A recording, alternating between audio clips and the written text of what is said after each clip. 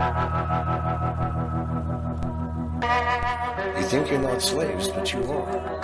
The 9 to 5 existence of your current lives is structured by the American industrial corporate complex, complicit with our government. So it leaves you really questioning everything you thought you knew.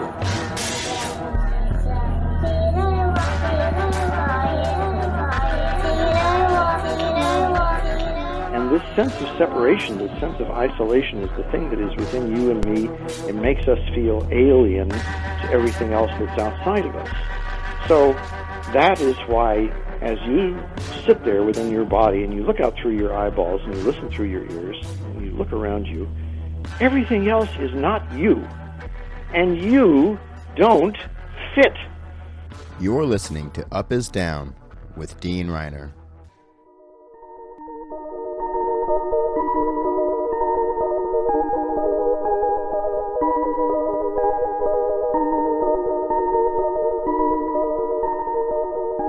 Yeah, biogeology to me is what it is. It's the idea that these stones and many of the rocks that we see around us were originally giant trees or titans or even smaller creatures, and they petrified in one way or another. And so we're not looking at something that took hundreds of millions of years through compression.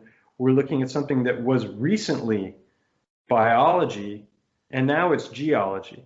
And so that's why I called it biogeology. And petrified organs, because I believe they were petrified. I don't think that it was through a mud fossil process, because the rest of the body should be there, or part of the body should be there. And I believe it happened very quickly, if not instantaneously.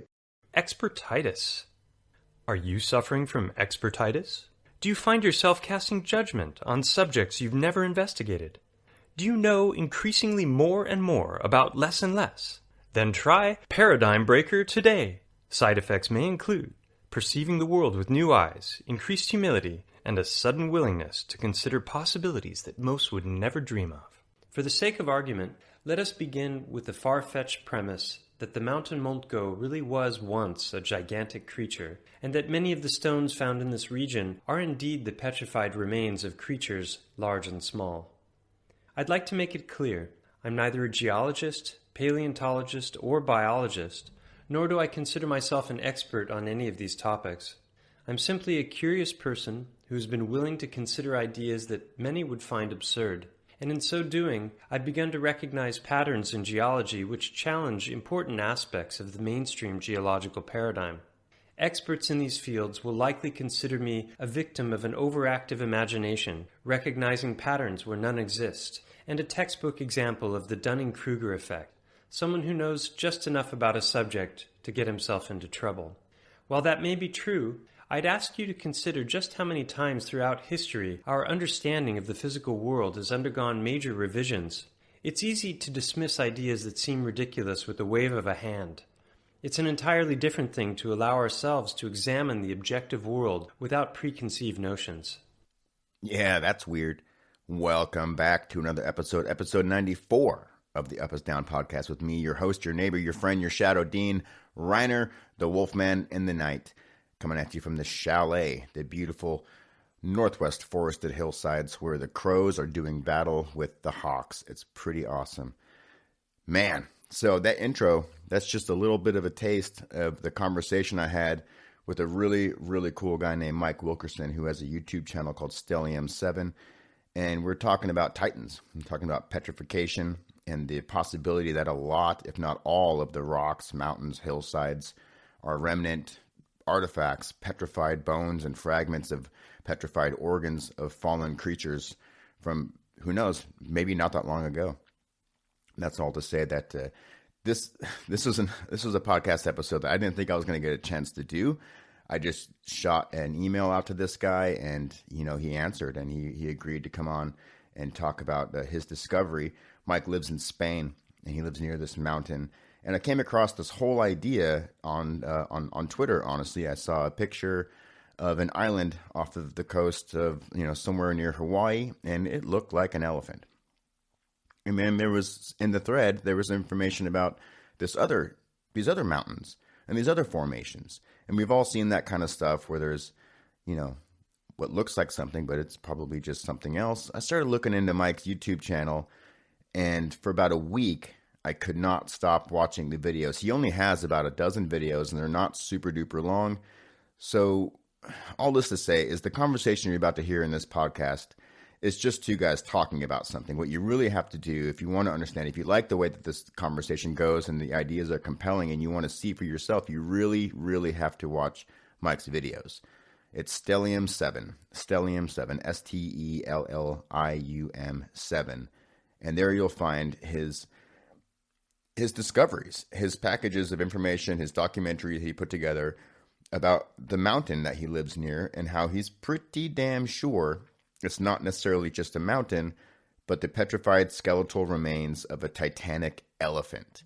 And this raises a lot of questions about mud floods, mud fossil theory, Tartaria, all these kinds of things. And we get into all of that in this conversation. I don't really know how much you believe any of this stuff or how much you follow these kinds of theories, evidence-based or not. And I'm not really sure how I do either, but this conversation, this idea, and the evidence that Mike puts forth in his videos, to me, are so absolutely compelling. The first video, you're like, okay, that's interesting.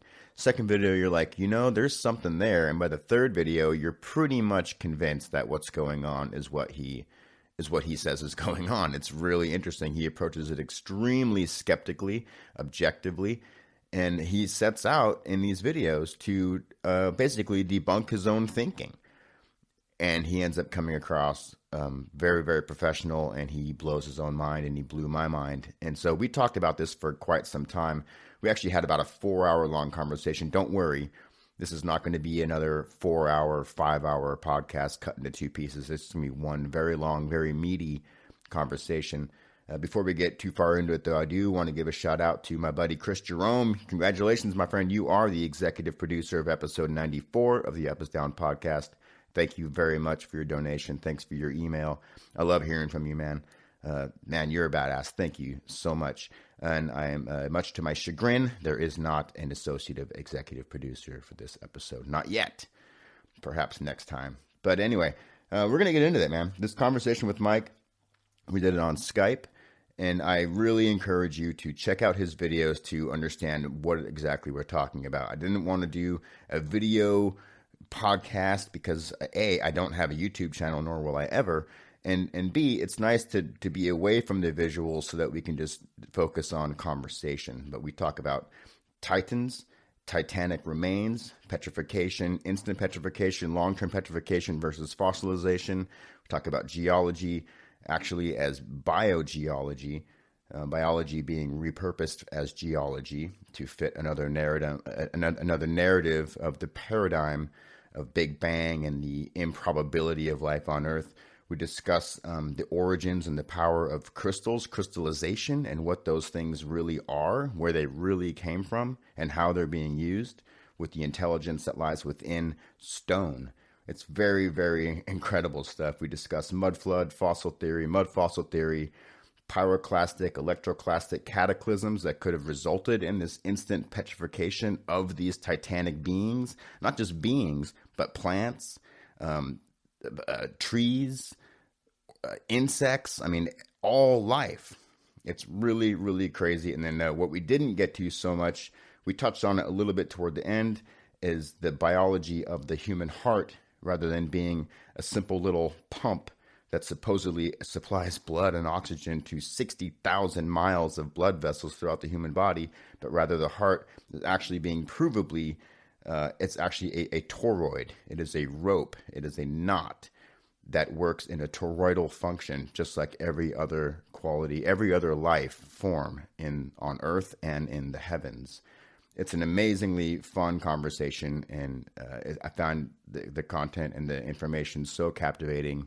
It's just, to me, it's something I'm not going to let go of for a long time. I'm going to probably produce another episode with some more information about some evidence that perhaps all the stone formations and pyramids and monuments were not carved over, deliberately carved through manpower over hundreds of years, but perhaps poured like any other artificial stone formation. Think about your countertops in your house. I really hope that you guys enjoyed the Dogman episodes I did with Chris, Sir Seatsitter from Abstinence Six Pack. Those were really, really fun. It took a long time to do. And this is yet another conversation with someone on the Up is Down podcast. And sooner or later, I'm going to get back to doing my own classic solo type shows. But until then, I really hope you enjoy this conversation with Mike Wilkerson, Stellium7.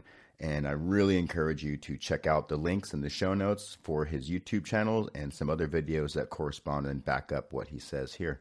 Let's begin this show with a little montage I put together from pieces of our conversation as well as excerpts from his videos and others. Yeah, biogeology to me is what it is. It's the idea that these stones and many of the rocks that we see around us were originally giant trees or titans or even smaller creatures, and they petrified in one way or another. And so we're not looking at something that took hundreds of millions of years through compression. We're looking at something that was recently biology, and now it's geology. And so that's why I called it biogeology. And petrified organs, because I believe they were petrified. I don't think that it was through a mud fossil process, because the rest of the body should be there, or part of the body should be there. And I believe it happened very quickly, if not instantaneously. There are several examples of what may be rapid petrification. We're here at this cliff on the North Fork of the Toutle River, which shows the very beautifully preserved pyroclastic flow deposits from June 12th, 1980. Late in the evening, about 9 p.m. to midnight, this deposit was formed rapidly during 3 hours. You can see the effect of the pyroclastic flows. The coarse and the fine material is separated into thin layers called laminae. And the laminated appearance of the pyroclastic flow deposits is really interesting, because it shows us that particles can be separated at high speed. These pyroclastic flows were moving at about 100 miles per hour. As the grains were being propelled over the surface in a slurry, the particles separated coarse and fine into thin layers. I had thought that a catastrophe would mix up all the particles and make a homogenized deposit. Boy, was I wrong. Right here, a pyroclastic flow moving at freeway speed or higher can separate particles into coarse and fine. So layering doesn't require millions of years, thousands of years, or even hundreds of years. It can form rapidly in this slurry flow process.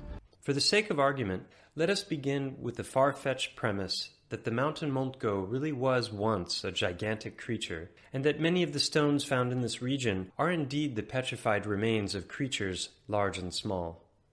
I'd like to make it clear, I'm neither a geologist, paleontologist, or biologist, nor do I consider myself an expert on any of these topics. I'm simply a curious person who has been willing to consider ideas that many would find absurd. And in so doing, I've begun to recognize patterns in geology which challenge important aspects of the mainstream geological paradigm. Experts in these fields will likely consider me a victim of an overactive imagination, recognizing patterns where none exist, and a textbook example of the Dunning-Kruger effect, someone who knows just enough about a subject to get himself into trouble. While that may be true, I'd ask you to consider just how many times throughout history our understanding of the physical world has undergone major revisions. It's easy to dismiss ideas that seem ridiculous with a wave of a hand. It's an entirely different thing to allow ourselves to examine the objective world without preconceived notions. When it comes to the mountain, I'll be the first to admit that I really don't know exactly what the mechanism of petrification was, and I'm well aware that I engage in a great deal of speculation. My channel recently came under fire for my willingness to ask questions that many would consider absurd. How dare you? Hordes of trolls flocked to my channel, urging me not to procreate, to take my own life, to see a psychologist, to get on medication. Many called me the stupidest person alive, all because of a willingness to question the mainstream geological paradigm and present evidence which I believe contradicts it.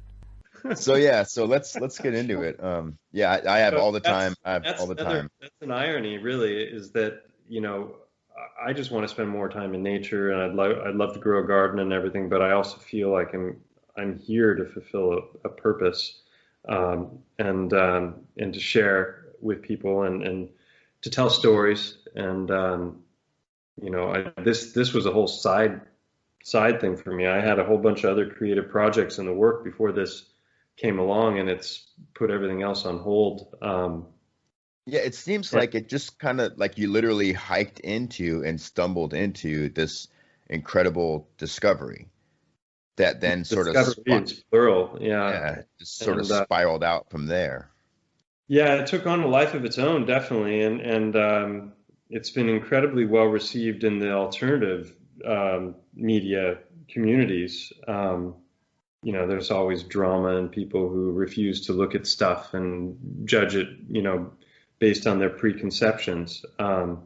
But the people who go into the research are usually blown away, and a lot of people have sent me, beautiful letters of appreciation, because it's really changed their perception and how they see reality around them. And so either they're partaking in my delusion, or there's something to it. And so it's interesting, because one part of me wants to go in the direction of being like a Luddite and kind of retracting and separating from the digital world.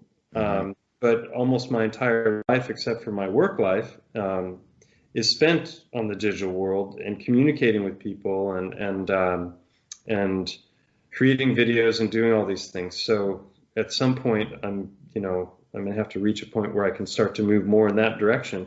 I hike all the time, but it's Anyway. In my opinion, I think as long as you can maintain some balance that feels good to you as an individual between toggling the dependency of the digital technocracy that we are no doubt in and is only going to get bigger, and the real physical draw to the earth and to the things that give you joy, getting your hands dirty, getting your feet on the ground. I think you could do as much of those as you want, as long as you maintain at least an acknowledgement of a balance between the two. I think that one will counter the other one no matter what, So as much as I get super depressed about how everything is instant gratification, everything. I mean, this phone call is incredible technology. And so there's a double-edged sword to the advancement of this stuff. And it can be completely overwhelming and crushing, looking at the feebleness of our fingers and hands and our building skills compared to what we're actually doing right now on this platform. But to maintain that acknowledgement of there's nothing that could ever replace digging a hole in the ground and planting a tree or a garden, or there's no level of chips and microprocessors that can replace the gratification of reaching the summit of your hike and discovering something with your human eyes and holding it with your feeble little ape hands. Like there's no kind of microprocessing that can replace that feeling, and that's God. That's the holy. So don't beat yourself up too much. Yeah, one of the things that we get from that whole the new age, mumbo jumbo. I say that now, it's bizarre because that was my whole worldview and my way of seeing things. I was deep into all things sci-fi. I loved the latest science. I was a space junkie. I was into quantum physics and read loads of books on the subject of all of the new science and how that was, they were starting to dovetail with the ancient teachings, and it was all coming full circle, and they were starting to prove scientifically the nature of, the mutability of reality based on thought, and these kinds of things. And so the more I got into that, I don't know, in some ways the more lost people become, because maybe this is all Maya, it's all illusion, but maybe there is an empirical reality that, I see the matrix as something that exists when we partake in the digital realm, but it also exists as a cognitive veil that keeps us from seeing things as they really are, and that's the programming, right? Yeah, I couldn't agree more. So I think the matrix is there, but I think there is a real empirical physical reality created by the creator. I'm not a Christian. I might end up one someday, but that we can count on and we can learn from and we can interact with and we can learn how to work in harmony with. And that's you don't end up there with the nihilistic philosophy of Big Bang and it's all going to burn out one day as the sun expands beyond the position of the earth. And it's like there are all these fairy tale stories that they tell us about the nature of our cosmos and what's happening out there and what's going to happen, that are all bullshit when you dig into them. Yeah. So bullshit, not or entirely really bullshit. Just theoretical. It's just theory. Yeah, it's a theory tale. It's a lot of it is based on flimsy science, and the people who are calling out the science for what it was and saying this is bullshit and it's not reproducible and there's no experiment and it's just theoretical imaginings, those people are criticized and silenced, Right. just like seeing with COVID. So by the group of people that I heard you call, it's the paradigm blind. It's not that there's a covert and overt conspiracy to hide history and to hide the nature of what we understand as geology. It's just that these type of ologies, these types of studies and institutions have become so gentrified in their paradigm that they become paradigm blind. I think it's a apt term that you used. I did a search on Google Earth after that. I'm like, who else has to have used this expression before? And I couldn't find it anywhere. So I believe congratulations. Thank you. Yeah. Paradigm blindness is a real thing. And, cognitive dissonance, paradigm blindness, all these things kick in. And there was something interesting I was going to add to that, but I lost it. So that's okay. Well, so let's get to it. I have a lot of things I want to cover and I don't want to take your whole night. I understand it's not super late there, but I have all day. Yeah, so, I've got a couple hours, so don't worry about it. Okay, cool. Cool. And I can go longer if I did 4 hours with Rodrigo Ferrari Nunez the other day. I've got a bunch of research I want to get out. There's new discoveries that I've made that I want to add a 6th part to the Titan series.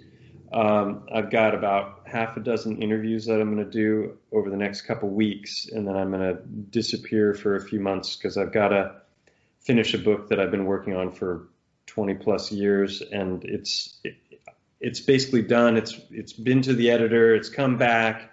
I've just got to do all the grunt boring work that it's not about creativity. And so I just keep putting it off, and then all this research has come along. And so something that I was planning on finishing years ago, I have to finish it because it's keeping me from getting to all of these other projects that I've got in the works. Awesome. So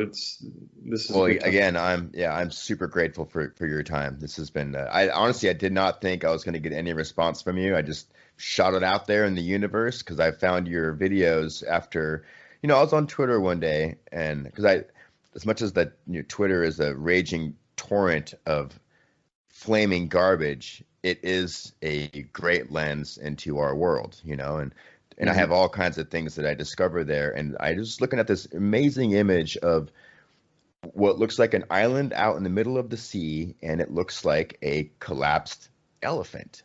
And I was like, talking about the one in Hawaii where it's kind of lying on its side and you can even see the trunk it's extending. That's the one. Yeah. Remarkable photograph. There's the one in Finland. And I recently saw incredible footage of somebody going by in a boat, like 4K image, and it's just absolutely amazing. Yeah. So I saw that, and then I was looking at the thread, and people were like, "Oh my gosh, that's amazing!" And some of the people in the thread were like, "Titanics," and I'm like, I had never heard. I mean, of course, I knew what Titans were. I had never thought in my life ever about the idea of Titanic fallen titans that could possibly be mountains or structures, or that we would even have any sort of evidence that there were real physical potential evidence of fallen titans. And then somewhere in the thread, someone linked to your channel, and I started looking at your videos, and I saw Unveiling a Titan. I watched the intro, and then I watched part 1, and I guess I had the same sort of reaction that I suppose David Weiss had. I was like, okay, that's, it's interesting idea. And then I could not stop watching them because what you produced was so absolutely compelling and convincing to me. And of course, I'm wide open to lots of stuff. In no way am I ultra naive, or do I suffer from pareidolism? Pareidolia, but at least as far as I know. But man, what you did and what you discovered on Montgo blew my mind. So if you want to just kind of start with that, and basically my first question, it would be mud fossil theory and what would be a titan. Yeah. Okay. Well, titans existed in our mythological tales. There are many examples in different religions and mythologies of these mountain-sized creatures. Bigger than giants, if I understand right, larger than giants. Giants, you've got the 9-footers, the 15-footers, and then there's other mythical tales of 50 to 100 feet. That's one scale, and then titans is literally mountain-sized creatures. And I think the term titan, I think it's Greek. The most obvious example would be Perseus cutting off the head of Medusa in order to hold it up and petrify the Kraken. Mm-hmm. And anyone who's ever seen, what was the movie? There's a movie in the 80s, and then they just remade it a few years back. Clash of the Titans. Clash of the Titans, right? So, and then, we've got like Godzilla and King Kong, and we've got Paul Bunyan and his ox, Babe, or I can't remember the name of it. Yeah, Babe the Blue Ox. Yeah. So there are these tales, but and Jack and the Beanstalk as well. Yeah, and, there you go. And so I never for a minute thought that maybe they walked the earth once upon a time, because, we had dinosaurs and we had, asteroid strikes and whatnot, but science. That was science. All of superstition and myth and everything. And so initially you mentioned mud fossil theory. There were several different channels that I was listening to. I guess it's about 3 years ago now, and one of them was Mud Fossil University. He was the one who presented what he calls mud fossil theory, which has to do with rapid petrification. So that was a new idea for me. This idea that things could petrify in a short amount of time, because mainstream geology tells us it takes millions of years, mm-hmm. and it this slow process, and he was saying, no, this can happen in a short amount of time, months, maybe years, not millions of years, given the right conditions. And the right conditions, according to mud fossil theory, are that the flesh, whatever it is that's going to be fossilized, is encased in mud. And when it's encased in mud, it creates an anaerobic environment. So anaerobic means that there's no air. And if there's no air, then the larvae and the bacteria that would thrive and normally eat away at the flesh and cause it to decay and rot, they're not able to thrive. And so that flesh just sits there for a long period of time. Well, as it's sitting there, the fluids and the gases that are in those tissues start to work their way out, and the minerals that are in the silt and the mud around the flesh work their way in. That process is known in mainstream geology as paramineralization, but we're told that it happens over millions of years of time. And Roger from Mud Fossils University was suggesting that this happens very quickly, and he even claimed to have done it with a chicken wing or a chicken breast in the space of 6 months. He's never shown any video footage of having done that, so I don't know if it's just something he said. But he was an interesting guy to listen to, because he was this kind of old, like the wacky professor. He never shows himself on camera. It's always just a hand that's like tapping at the screen, and he had a lot of interesting information and seemed to be up on the science behind it. I have a bit of a background in science. I studied to be a chiropractor and studied a lot of anatomy and biology and histology and different things. But and I had basic physics and chemistry, going through the education. But I wouldn't describe myself as having knowledge of chemistry. So when he was going over that stuff, a lot of it went over my head, but he sounded like he knew what he was talking about. There's another guy named Alan from Flat Earth Nation, is his channel, and he has been at it for just as long as Roger, and there's kind of a rivalry there. They're both Christians, but one is a flat earther and the other is a vehement globe believer who will ban any flat earther that comes to his channel. But they're both Bible-believing Christians, and they're constantly quoting scripture. Well, I wasn't, into the scriptures or anything. I was just fascinated from a geological perspective, and it was an interesting idea that, wow, maybe some of the rocks that we see around us were actually biology and not, in a sense, they're all biology, even according to mainstream geology, because what they're telling us is that all the dead creatures are being compressed under the sea floor, and it's creating these sedimentary layers, which then through tectonic activity are being thrust upward and then broken off in different ways, and then those pieces break into smaller pieces, and then they roll around and erode, and then they get smooth, and and that's how we get all of these different, like, bizarre and incredible rock formations that we see around the world. It's either coming from volcanic activity, igneous rock that's being created, or it's metamorphic rock, which is like sedimentary layers get pushed down so far that they heat, and then they start to melt, and then they become this mix of different kinds of things, right? That's metamorphic rock. So yeah, it was fascinating. And then I watched another video by Wakey Wakey, which was called Geology Revived, and he was looking at a lot of the archaeological, architectural remains around the world, and he was basically point by point just knocking out some of the major cornerstones of geology using geology's own words. know, and you find out that these things that are supposedly long ago settled science, and that we just know this and we know that, and this is the way it is. You start to look into that a little more, you find out that they were hotly debated every step of the way. And then at one point, someone just said, "We're not listening to you anymore. This is the way it is." Right? Yeah, the science is settled. Sounds like today's world, right? So nothing ever changes, but everything changes. Maybe things aren't the way they say, Yeah. And so all this was going around in your brain and in your passive research, just sort of things that were interesting to you. And at this time, you were living in Spain, right? Yeah, I'm still here. I live in Spain.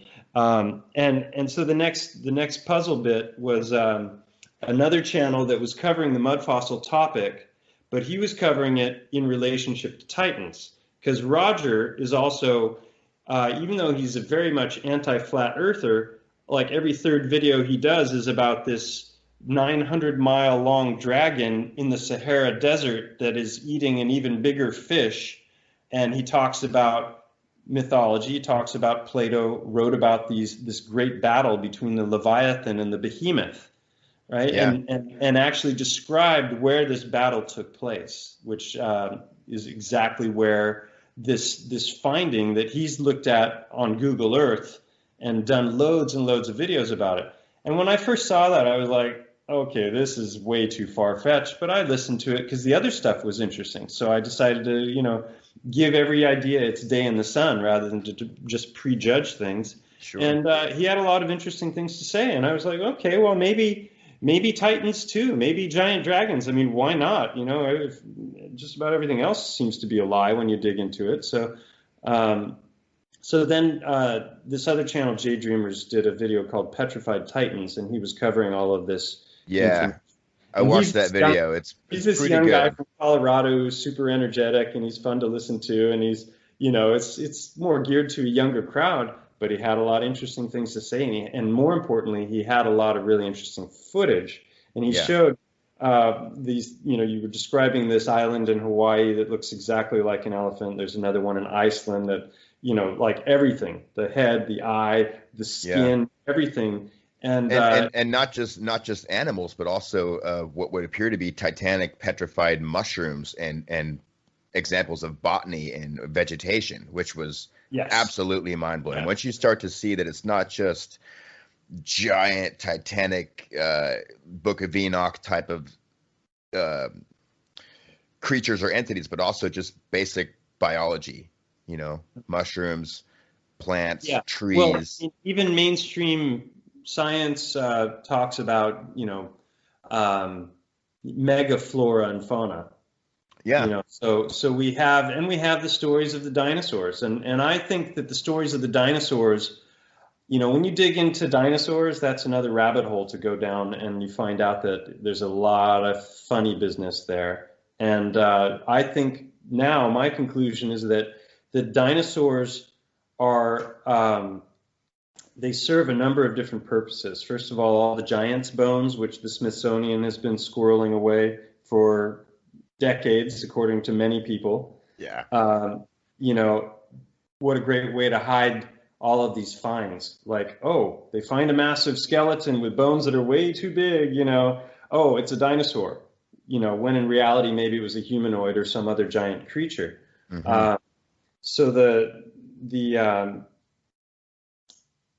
dinosaur thing also serves to create a justification for our hundreds of millions of years of timeline in the geology, world, because all the way back to the Big Bang. Layers of strata, and there are these great dyings off that have occurred, and you can see clear examples of it in the fossil record that the trilobites did exist. There's endless numbers of trilobite fossils, so it's not a myth. You can find the fossil, Yeah. So mega flora and fauna, trilobites, they're these great dyings off, and a lot of times they talk about asteroid strikes or they talk about super volcanoes, and it's just kind of like major reset, everything starts over. Mm-hmm. Well, mud fossil theory is based on the idea that there was also a great flood, right? Now, if you're a Bible believer, then it was the flood of Noah. If Absolutely. You're not a Bible believer, then is there evidence for it, or is it just a biblical myth? And what you find is that there is gigantic amounts of evidence for mud flood.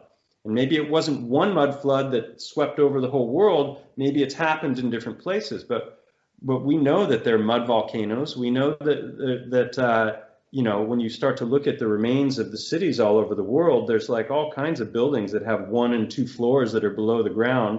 Mm-hmm. And when you look at the face of the building, if they excavate and they pull away the earth, it has facades. It had doors and windows that they bricked in, and that's insane. Nobody would build a building. They wouldn't dig down and create a facade and then brick in the facade to keep the mud out. So clearly the mud wasn't there when they built the building. So there's all kinds of examples of weird anomalies when you start to dig into this.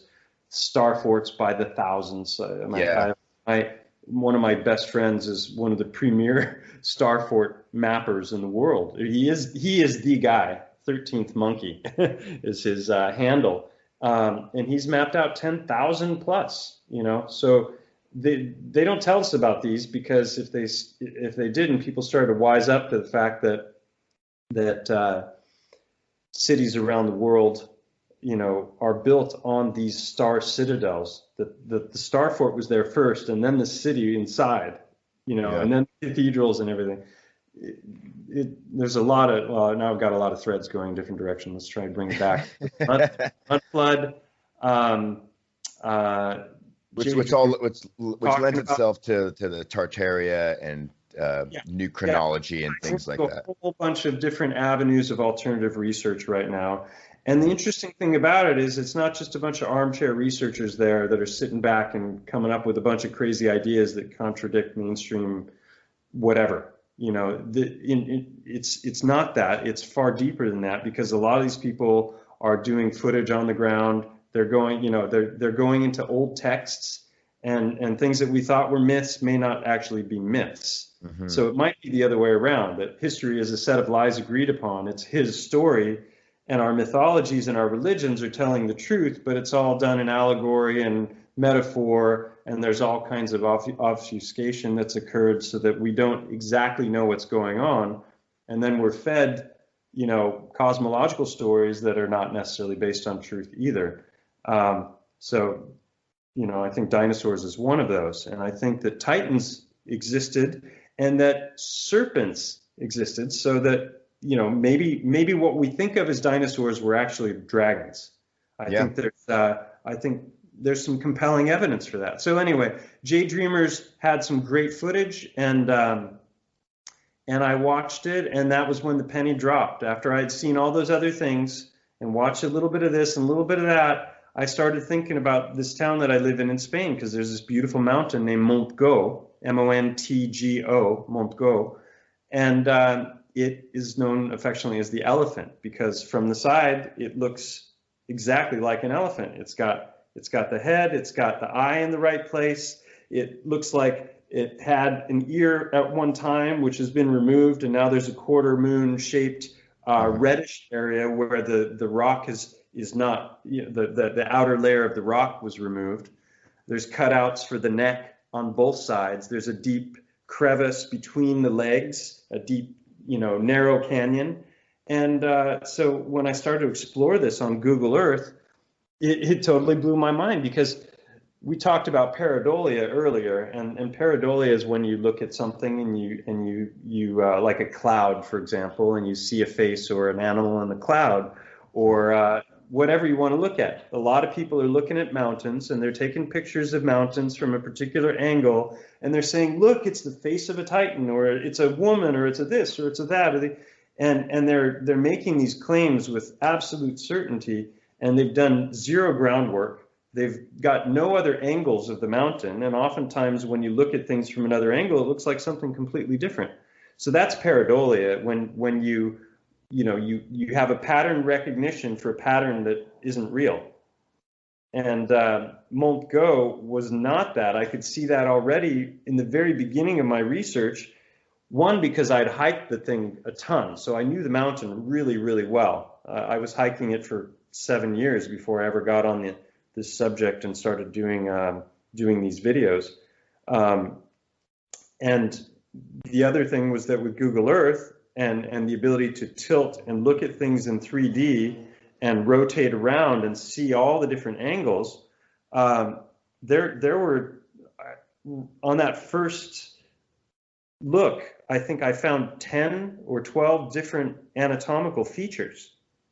And I was like, that's not, that's a little bit beyond pareidolia, you know? Yeah. That's way more, that's more than just a coincidence. Yeah. So you have the overall morphology, the overall shape, then you have the head shape, then you have the neck, you have the eye, you have the ear potentially, and the legs are there. The other side doesn't look so much like an elephant. Is that pareidolia? Well, the other side, mainstream geology, I found a massive report that geologists had done on this mountain, because this is a national park. And they went in, sorry, my microphone is about to fall over. It's all right. They went in, there we go. Is that fine? Can you hear me fine? Yeah, you sound great. Okay. They went into great detail with all the different types of stone that you could find on the mountain, and the report is easily downloadable. And they talked about the left section of the head, I call it a head, Sure. of the mountain had collapsed, and that the layers of strata were curved downward. And that is what they call a synclinal in mainstream geology. And I thought, wow, that's interesting. Well, that would explain why there's no eye on the other side. If it were indeed a titan, I was nowhere near the point at which I would conclude that it was a Titan at that point. This is just the very beginning of the investigation. I was like, okay, well, that explains why there wouldn't be an eye or an ear on that side because of this collapse. It also explains why there wouldn't be a gigantic cave where the breathing passage would be, because elephants, if you compare it to our nasal passage, elephants' breathing passage with their trunks and everything is way bigger if you look at their skull compared to a human skull. Mm-hmm. So I thought, okay, well, there's a major collapse there. Well, if you were going to expect a major collapse in a gigantic skull, where would you expect it? You would expect it where there was already a big hole. So I thought, oh, that's kind of interesting. I said, but now I'm really getting into the woo-woo here, and I'm not going to just like jump overboard and start believing some ridiculous theory. I'm like, how can I go deeper into this to better understand what I'm looking at, to find out if there could potentially be any truth to this idea? Right, or even at the very least to just disprove your own suspected pareidolia or ideation that maybe I'm just reading into this because of what you've been researching or whatever. I think I remember in your first video, you weren't necessarily going to try to disprove it to yourself, but it seemed so far of a stretch that this could actually be a titanic fallen elephant entity. Yeah, totally. And I just learned a new term last week, which I absolutely love. Not everyone, but many people are familiar with the straw man argument, right? Yes. It's logical fallacy where you, if you're in debate with somebody or you're trying to shut down their ideas, you create a flimsy argument that you claim is their argument, and then you defeat the argument and claim victory. Right? Yeah.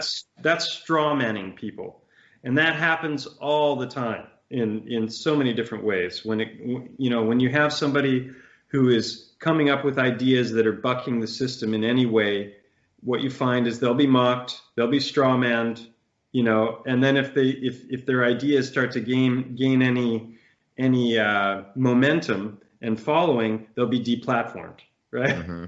Mm-hmm. Well, the term that I learned last week was steel manning, and that's the opposite. And this is what you learn if you study debate, which I never did.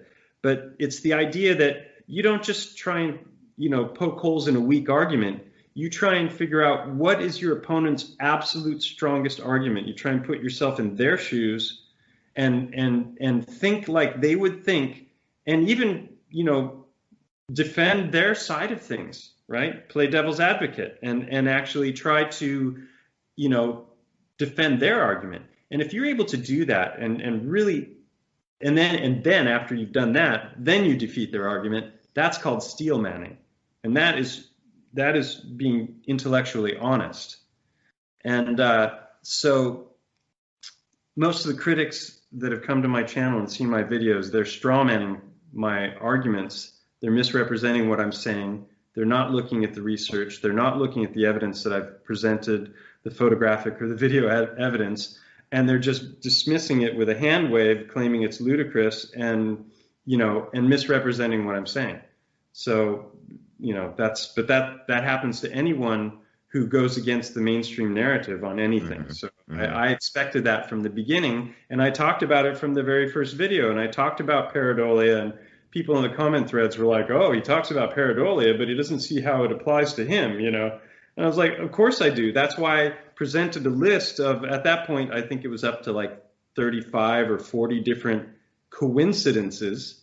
And when I say coincidence, I mean specific anatomical and histological, which means tissues, correlations with vertebrate anatomy.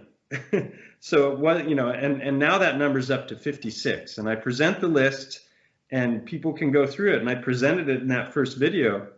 I called the video conclusive proof that Titans existed. It was clickbait, but it was also tongue in cheek because the thumbnail of the video has tusks that have been photoshopped on, so it's like, clearly it's tongue in cheek, right? Well, but I'm not joking about the research at all. I think that was one of the, one of the real hooks for me watching your videos and continuing to watch them was knowing that and seeing that you had a clear humiliation of what you were doing. Like you knew that what you were presenting is humility or humiliation? humility. You had a real healthy level of humility. Like, listen, I'm gonna Because it just has been kind of humiliating as well. well, it's so it is so to me so groundbreaking and paradigm shifting that you can't just say this is what's going on. You offer it with such a level of open-minded, self-appointed skepticism to it yourself. You know, and I just think it's so fantastic. But what really got me hooked on looking and following you down this journey of Montgo was when you were exploring the eye and Yeah. where the optic nerve could have been, and then when we started looking at following where the nerve passageways would have otherwise been in an anatomical elephant eye socket, and Yeah, all of those that holes and actually all those came, caverns lined up almost that identical. came later. The discovery of the nerve and the eyeball itself, which Hmm. I had seen the rocky structure that was there exactly where it should have been, And the eardrum. Oh my and God. contemplated the not the eardrum, but possibly the cochlea. I've never been in the ear, Right. so I can't. But we'll come to that in a minute because that's an incredible story. But so what I did in order to steel man myself, right? I didn't want to just Hmm. like, oh, it's an elephant. Now I'm going to go look for things so I can prove to myself even more that it's an elephant. I didn't Right. want to do that, and because I knew that was just, people are just going to be like, this guy is a crackpot.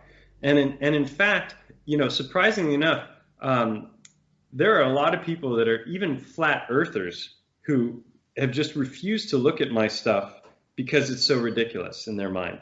And in fact, somebody, there have been a number of people in the comment threads that this guy's so stupid, he makes even flat earthers look smart, and Brilliant. but then you got people like David Weiss who saw my stuff, and he's like, I hate you. Now I can't even look at rocks, without wondering what they were. He's like, somebody once told me that my videos were more powerful than psychedelics because they alter your perception and your reality, but it doesn't wear off afterwards. I can tell you, I can vouch for that. After watching your series, the Titan series, and then started to watch some of the Petrified Organs videos, and just so that whoever's listening to this, all my audience out there, is these are not 4 hour long videos. They're an hour tops each one. I think the unveiling about that maybe a little bit more than an hour, sometimes Between less. a half an hour. I try not to make it too long, but there's Yeah. a lot. There's 5 videos on the Titan series, and there's about 5 or 6 videos on the Petrified Organs. It's fantastic. But when I was walking around and driving around my little area, like, it really made me think completely differently about the landscape around me in almost every single way. And it was just it's so gratifying and fulfilling to no longer be able to take that for granted, that this is just a mountain, or that this is just a mesa, or this is a plateau or a savanna, and this is just red rocks. That's all it is. It's just beautiful red rocks. And when you demonstrated that this red rock potentially is petrified blood and tissue, it made me think completely differently about my experiences in Four Corners of Utah and all of that. And so we can get to that in a little bit, because I want to ask you about electro. Canyon, Zion, these Yeah, very interesting I want to geology there. I want to hear your thoughts about electroclastic cataclysm. That's sort of where you left off Yeah, on your we can last get to that video. later. So the mud fossil thing caused me to start looking at the rocks with new eyes. All of those other things I mentioned caused me to start looking at the mountain differently. But there were also all of these areas that I've hiked for years now, and I remembered all the different times that I looked at rocks going, how the heck was that formed through, some kind of erosion or sedimentary compression? It didn't make any sense to me, but I'm not a Wind and geologist. rain. It's So wind how and do I, rain. it didn't, yeah. It's like, it's all these real simple explanations for really intense, complex things. And so then after seeing, the mud fossil videos and Flat Earth Nation, I was like, all right, this is fascinating. And I started to recognize different, things that corresponded to anatomy in the rocks. And it's like, okay, well, maybe that's just coincidence. But what I decided to do before going back up to I wanted to go back up to the eye, which is at 380 meters or something like that. The top of the mountain is 753 meters. Like over 2,000 feet, right? 2,500 feet maybe, and about 3 miles long. And the eye, is high up. Imagine an elephant lying on its stomach with its head tilted back a little bit. That's the position the mountain is sitting in. And so what I did is I got out my anatomy books and I started studying anatomy, and I got online and I looked at elephant anatomy and I looked at elephant skulls, and I found videos of people like walking around an elephant skeleton, filming it from all kinds of different angles so that I could see the eye socket of an elephant, and I could see, the first video was just an overview of the research, and the second video I went into the eye, and it was all about the eye. And so I had a laundry list of things that I would expect to find if I went up there. And I'd been up there half a dozen times before, and I remembered thinking, this is the weirdest cave I've ever been in. There's all these weird offshoots that go in different directions and big clumpy structures. And I'm like, how the heck did this stuff form? It didn't make sense, And so when I went back, I took my camera and I already had studied the anatomy in depth, and I immediately started noticing big things in the cave. And that first visit back, I think I noticed between 10 and 12 specific anatomical correlations, very, very specific, some of them. And you just have to see the video to really, I'm not going to go into detail and bore the audience. It's a very visual thing. And then from there, it just took on a life of its own, because I talked before about the quarter moon area, right exactly where an ear would have been attached on the elephant. And it was exactly where it should be. And something I could say for the listeners without getting too much into the visual aspect of it, without seeing a video. And of course, I'm going to link, of course, to all your videos. But what was really jarring for that with the ear was that how, if that ear had been removed or fallen off, that what would otherwise have been the tissue beneath it was all red with that same iron ore, that same what would be petrified tissue deposits on the edge of that whole breakage. Yeah, absolutely amazing. Like all of the bones in our body, the long bones, the pelvis, all of the bones in the bone marrow, in the central portion of the bone is where our blood is produced in the body. Our the red blood cells are produced there. And I lost my train of thought. I was thinking of three different things at the same time. There's an edge of it. Yeah. In the skull, it's the exact same way, but it's a much thinner. It's not like your skull bone is much thinner than your arm bone, right? Mm-hmm. So if you think of a sandwich, you have one thick non-vascular layer, which is, vascular means blood vessels. Mm-hmm. Then you have a spongeous bone layer, which looks like a sponge. It's got all of these holes. It looks like Swiss cheese. And then you have another thick layer. So it looks like a sandwich, right? Mm-hmm. Well, if you think about the inner portion of that is going to be filled with all kinds of blood, because that's where the blood is being produced. And if you took one side of the sandwich away, then you're going to be exposing this what's called trabecular bone, or spongeous bone in the skull. Yeah.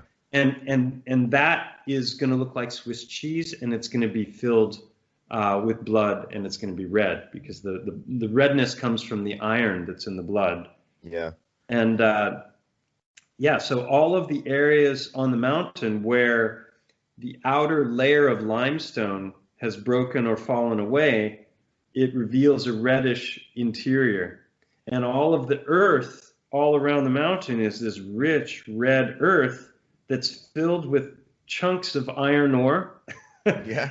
And then there are all these rocks all over, and I document them, with photos and video, loads of different examples of these rocks that look exactly like that. They're Swiss cheese. You've got this kind of fractal quality to it, where you have a larger hole, and then if you look inside that larger hole, there's smaller holes breaking off in different directions from that. Yeah. Which to me debunks the whole idea that the hole was made from some kind of a water erosion.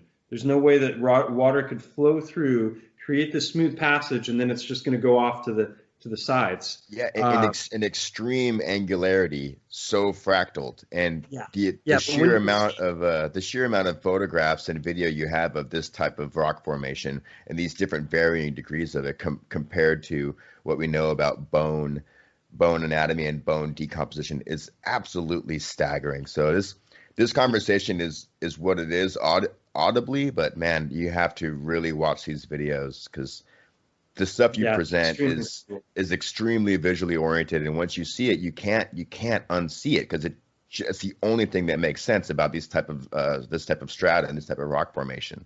Yeah, in the fourth video that I did, I specifically focused on the histology, the tissues, and so I go around all those rocks and I show them with video and zoom in on different things. One of the things that I found also was that there was loads and loads of quartz crystal all over this area. I mean, sometimes I've got some new footage that's just amazing of areas with just huge amounts of quartz.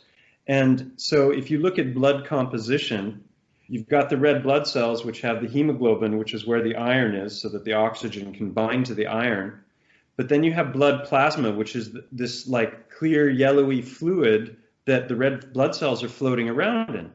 And it's yellow because it's got all kinds of long chain fatty acids. If you think of avocado, almond, salmon, the oil that's in all of these different kinds of food, that's long chain fatty acids. So that's crystalline at the atomic level, and it's got a little bit of a yellowish color to it. And so if you had petrified blood plasma, I theorized that maybe it turns to quartz crystal.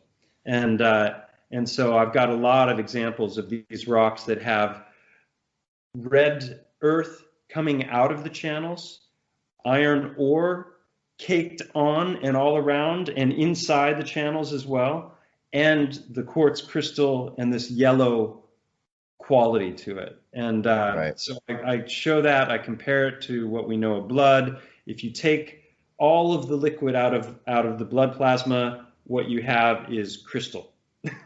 Yeah. So that was just one of, I mean, like I said, the list now is up to over 50 very specific correlations. So that's the first video.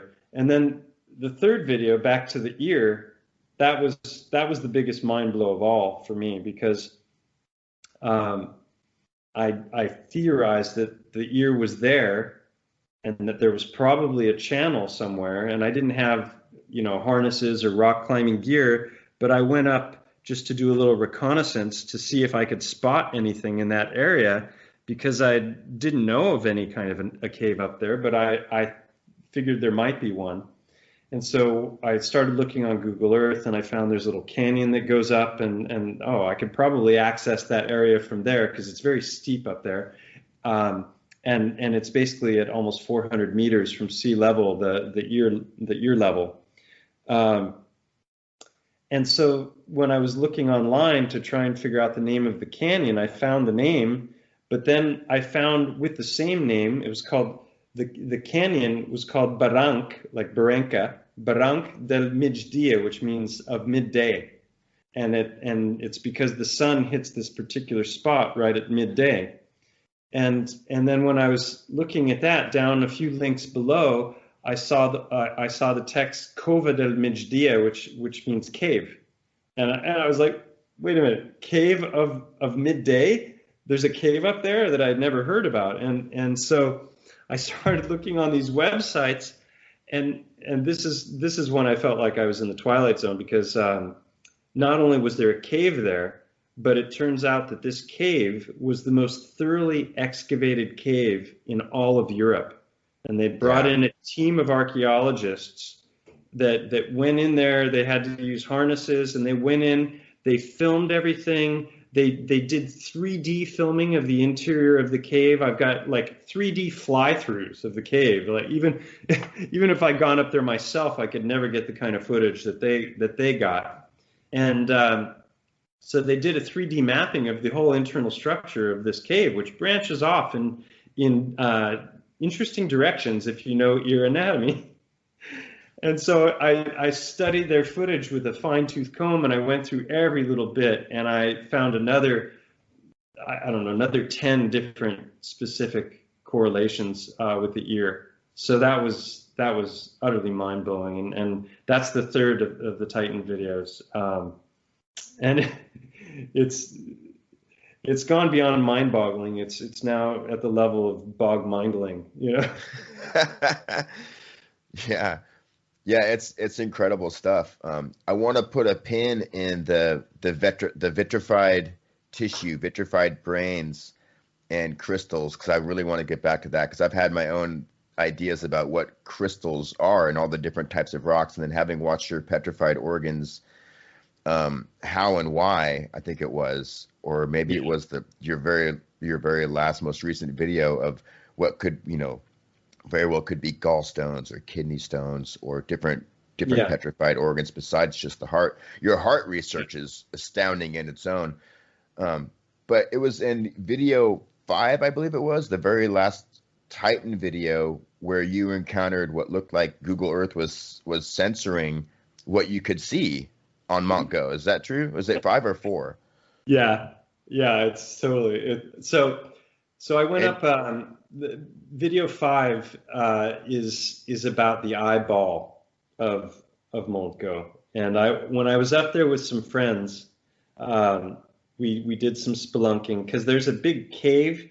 You talked about the optic nerve before, so the optic nerve is there, and it's going down these channels that go at a specific angle, and if you see the second video, I show those fissures are exactly where they should be, and they match eye anatomy. So our eye socket is composed of 7 different bones, and that's pretty constant across vertebrates. We have very different shapes, but our makeup is very similar when it comes to our skeleton. And so that's part of what I show in the second video. But in the 5th video, when I was up there with my friends and I was showing them around, one of them noticed something that I had overlooked, which was that this structure that it sticks up like a cresting wave, it's exactly where an eyeball would have been. When you see the video, you'll understand what I mean. But the whole back side of it is covered with a 10-inch thick layer of crystal, and in certain portions, the crystal is separated from the rock below, and it's a completely different kind of rock. And that's exactly, I show the eye anatomy, like if you were to yank an eyeball out of somebody's, you're going to have the optic nerve sticking out the back, and then you're going to have this big, fatty, chunky kind of area behind it, and then the muscles attached to the sides of the eyes, right, for movement.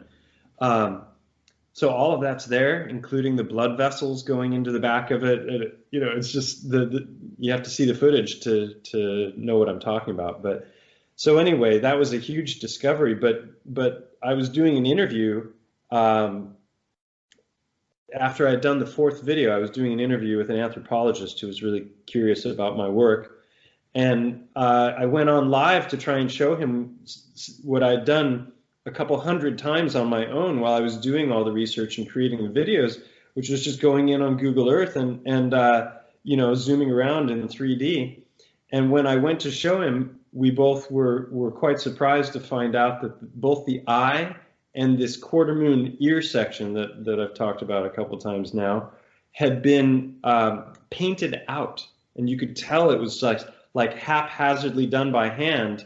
Yeah. And so the bizarre thing is, if you're really, really far away, on Google Earth from the mountain, you can see the eye is open. But as you start to zoom in and come closer to the mountain, the eye closes, and it stays closed right up until you get up next to the eye, and then it slowly opens back up, which makes it impossible to like get the big picture, so to speak, you know, where you can see the eye and its position and how it relates to the rest of the mountain, which is exactly what I'd done in the first few videos. So I had all that footage still. Yeah.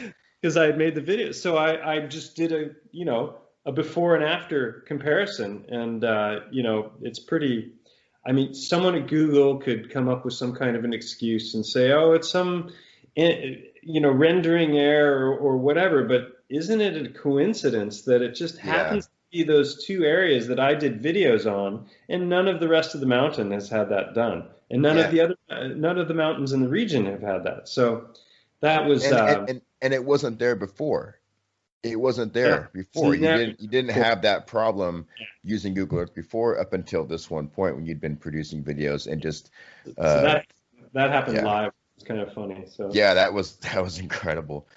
And so with the mud flood, what you found later on was that there was actual, because of course the question is, well, how did this happen? Let's just suppose that this mountain was actually a titan. How did this titan fall? How did it become petrified? And you were familiar with mud flood theory. And then I think you discovered that there was actual substantial amount of evidence of mud flood activity in that exact region of Montgo. Is that true? Yeah, that's so initially, I mean, obviously always in the back of my mind were the mythological and the biblical explanations, which I think are encoding truth in different ways. But I wasn't coming at it from that angle at all. And I wanted to see if there were ways within mainstream geology's, you know, information of trying to explain the findings. And so I had problems with the whole mud flood theory when it came to Montgo, and this was before I made the discovery, you know, about the hearts. And the simple problem was, okay, well, that means that the whole floor in the region would have had to have been raised at least 800 meters, stayed that way for long enough for the paramineralization to occur, and then be, you know, eroded and washed away and have no trace of it. And it never made any sense to me. And it wasn't until later that I started to, through some things that a friend said, contemplate the role of volcanoes in the process. Because volcanoes, there's a lot of different things that can happen with volcanoes. Like you have what are known as lahars, which are like, they're avalanches of heated ash and water that can be massive. You've got what are known as pyroclastic flows, which are superheated ejections that come from volcanoes that can travel faster than the speed of sound and can be as hot as 1,500 degrees Celsius, according to mainstream geology. And then we have supervolcanoes also, like, you know, Yellowstone and these other ones that they say erupt every 500,000 years or so. And when that happens, it's game over for most of the life on the planet, you know. But so I was like, okay, is there any evidence of mud floods at that altitude? You know, it seemed far-fetched. And then one day I was showing some friends a star fort in a mountain that's like, it's like 15 or 20 miles as the crow flies from Montgo. It's you know, in a straight line. And at that top of that mountain, there's a ridge, and there's a star fort up there. And that star fort is at 825 meters altitude. And when we went and visited the star fort, we could see that the whole star fort was 2/3 covered in mud. Like, that's a lot of mud, right? Yeah. And it's a big star fort. And I show some footage of it, and I show all the buried portions as well. And if you look above it, it's not like the mud just came down from above, because above it, it's all stone. It's just a big stone mountain above that. So to me, that's evidence that there was some kind of a cataclysmic flood. And if you look at the Alicante region, which is going even further in the same direction away from Montgo, you see what looks like massive flow and these undulating basically mud mountains that are, that are there. So you could see on Google Earth that there was this whole flow and movement in that direction towards this star fort, and the star fort itself at this incredibly high altitude was 2/3 covered in mud. So that was like, oh wow, I guess Montgo could have been covered, but it still seemed far-fetched, and I didn't buy that as a reason. And plus, like, based on the size, like, how many years would you need for that kind of an exchange of minerals and things to happen on a mountain miles long and nearly a mile tall? Didn't make any sense. So the volcanic thing did make sense, because now I'm like, okay, superheated ejection, 1500 degrees, moving at the speed of sound, maybe something like that could cause instant petrification.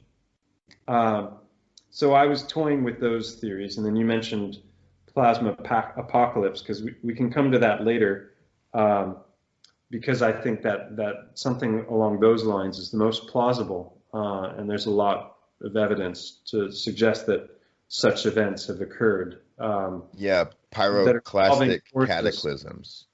Yeah. Rather than just mud flooding. And of course, there's always, I think that perhaps there was massive coronal ejections that would cast humongous asteroid or fucking meteor-sized particles from whatever into the earth that would just create a massive, like the Younger Dryas kind of thing is super interesting. Perhaps that was a thing, but the pyroclastic cataclysm, I think, is the most, to me, it makes the most sense for the instant or even very, very rapid petrification of things as massive as a Titan. Yeah, and at the end of my second video, the Petrified Titans and Organs series, I had intended to do a third video that I never got to, where I was going to touch on alternative cosmological explanations, religious, mythological, and just look at each of those as potential explanations for how these kinds of things could have occurred. And there's a website, YouTube channel called the Thunderbolts Project, which is I was going to bring that up. Was that Dave Talbot, I believe? Yeah, Paul Thornhill, Montgo.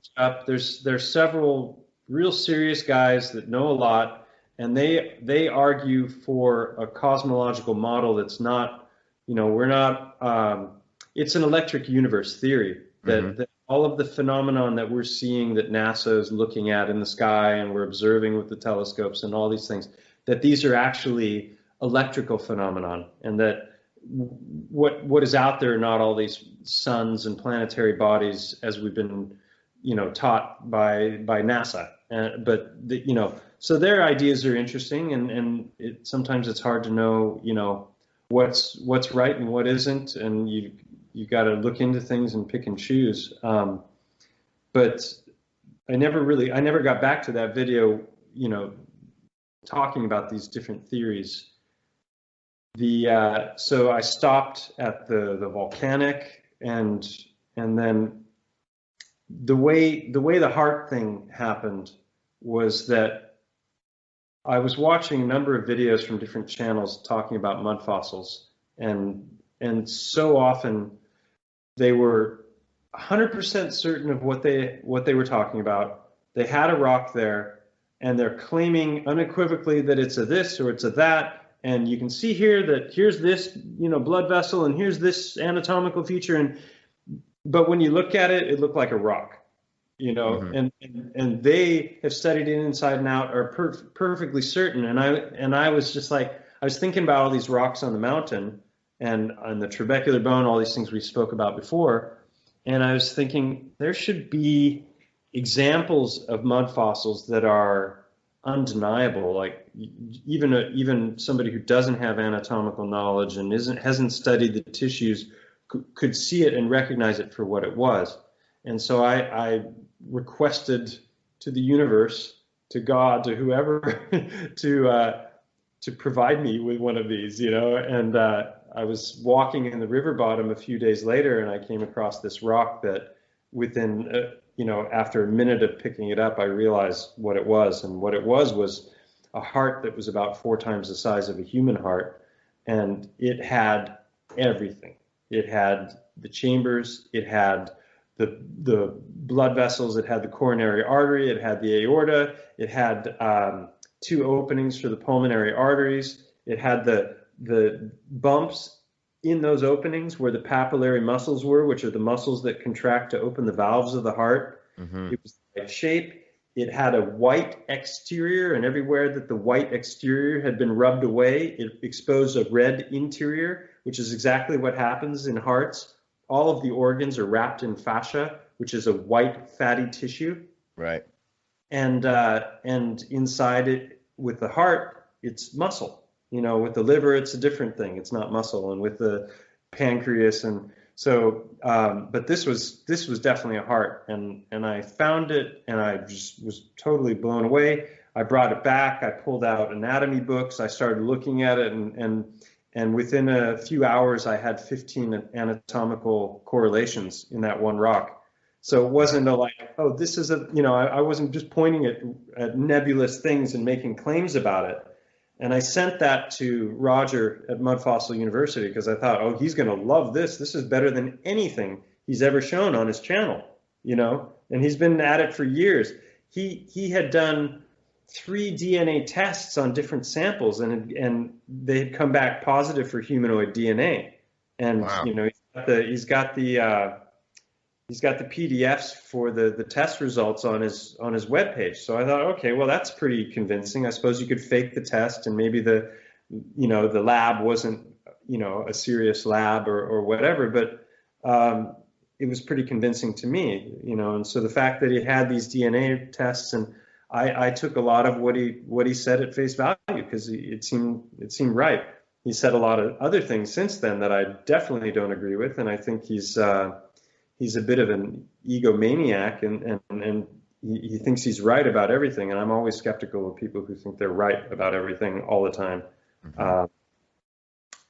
Yeah, so that was a bit of a frustration that he wasn't interested in. So what I did is I filmed it, and I filmed it me rotating the rock slowly, and then I sent him the film. And I said, you know, you're welcome to use this as you like. It's incredible. You know, it's got this, that, and the other thing. And he took no interest in it. He didn't use it. He never made use of the video. And so I thought, wow, this is just too good. And I'd already, you know, I'd taught myself how to use the video editing software for the Titan videos. And I said, I just got to make a video about this. So I made a video called Mud Fossils, the Heart of the Matter. And I show all of the anatomy there. I went and got a endoscopic camera so that I could look inside the chambers and see, you know, what was inside, and that footage is in that video. And yeah, so the next thing that happened after that was I decided, well, if it's true, then it should be repeatable. It shouldn't just be this one-off find where right. I just got lucky and I found a 1 in a million fossil, right? That's not the kind of evidence that I'm looking for as, you know, thinking about the scientific method to have any sense of confirmation or confidence that this is an actual phenomenon. So I went and it's not just a phenomenon of just the heart, but as you found, as many different potential petrified organs as well. I found vein, I found kidney. The problem with livers and lungs is they have lobes, right? So they're going to fracture. So it's not like, oh, whoa, there's a liver just sitting there, you know? Right. Yeah. It's a section or a segment. And you pose the obvious question in this work, in these videos, is how is it possible that wherever this petrified organ came from, that we still have this artifact and not the rest of the Titan? And you answered that in such a succinct way through studious research and math, and you just the idea of an organism, or, you know, an organ pressure cooked through a pyroclastic event super quickly within the fascia, petrifying it internally, and then the outside of the organism burning up and leaving this hardened egg. later, I was finding a bunch of these rocks, and I was documenting the finds before I had a theory to try and explain what I was finding. Because what didn't make any sense to me, we're told soft tissue can't petrify, and if it does, it's a 1 in a million example, and it takes, all this time. And so we're blind. I coined the phrase paradigm blind. We're all paradigm blind because whether we realize it or not, we've grown up with these beliefs about geology, about time frames, how long things take, what can fossilize, what can't fossilize. And so the idea that these pebble beaches and rivers and valleys, that when we see this, what they call river rock, these smooth, supposedly eroded stones, the idea that many, if not a majority of those, might be petrified organs of creatures that came before. It's not an idea that we ever even contemplate. And because we don't contemplate it, we don't recognize patterns. Like, for example, a heart is anchored in the chest cavity of the creature, right? And so the lungs are to the side of the heart. And what that means is that the heart has an up, and it has a down, and it has a front, and it has a back, and it has a characteristic shape. Now, that shape varies dramatically from species to species. A giraffe heart is long and narrow and elongated, whereas an elephant heart is big and kind of rounded and fat. Bird hearts and rat hearts and dogs and all, they're all slightly different shapes, but they're all the same. Anatomically the same. Anatomically, they function and are built in more or less the same way. Some are 3-chamber, some are 4-chamber, but they all have aortas and vena cavas and these telltale anatomical features. And it made no sense to me that organs could be so prevalent without any bodies. Like, where's the body? Where's a portion of the body? Like, why isn't this organ somehow embedded into the remains of the body? Why am I finding just these complete stones that are unbroken, that have all these anatomical features, but without the body? So it wasn't until later, when a friend was in an interview, or it was a collaboration where they were talking about volcanoes, and they mentioned this whole thing with pyroclastic flows.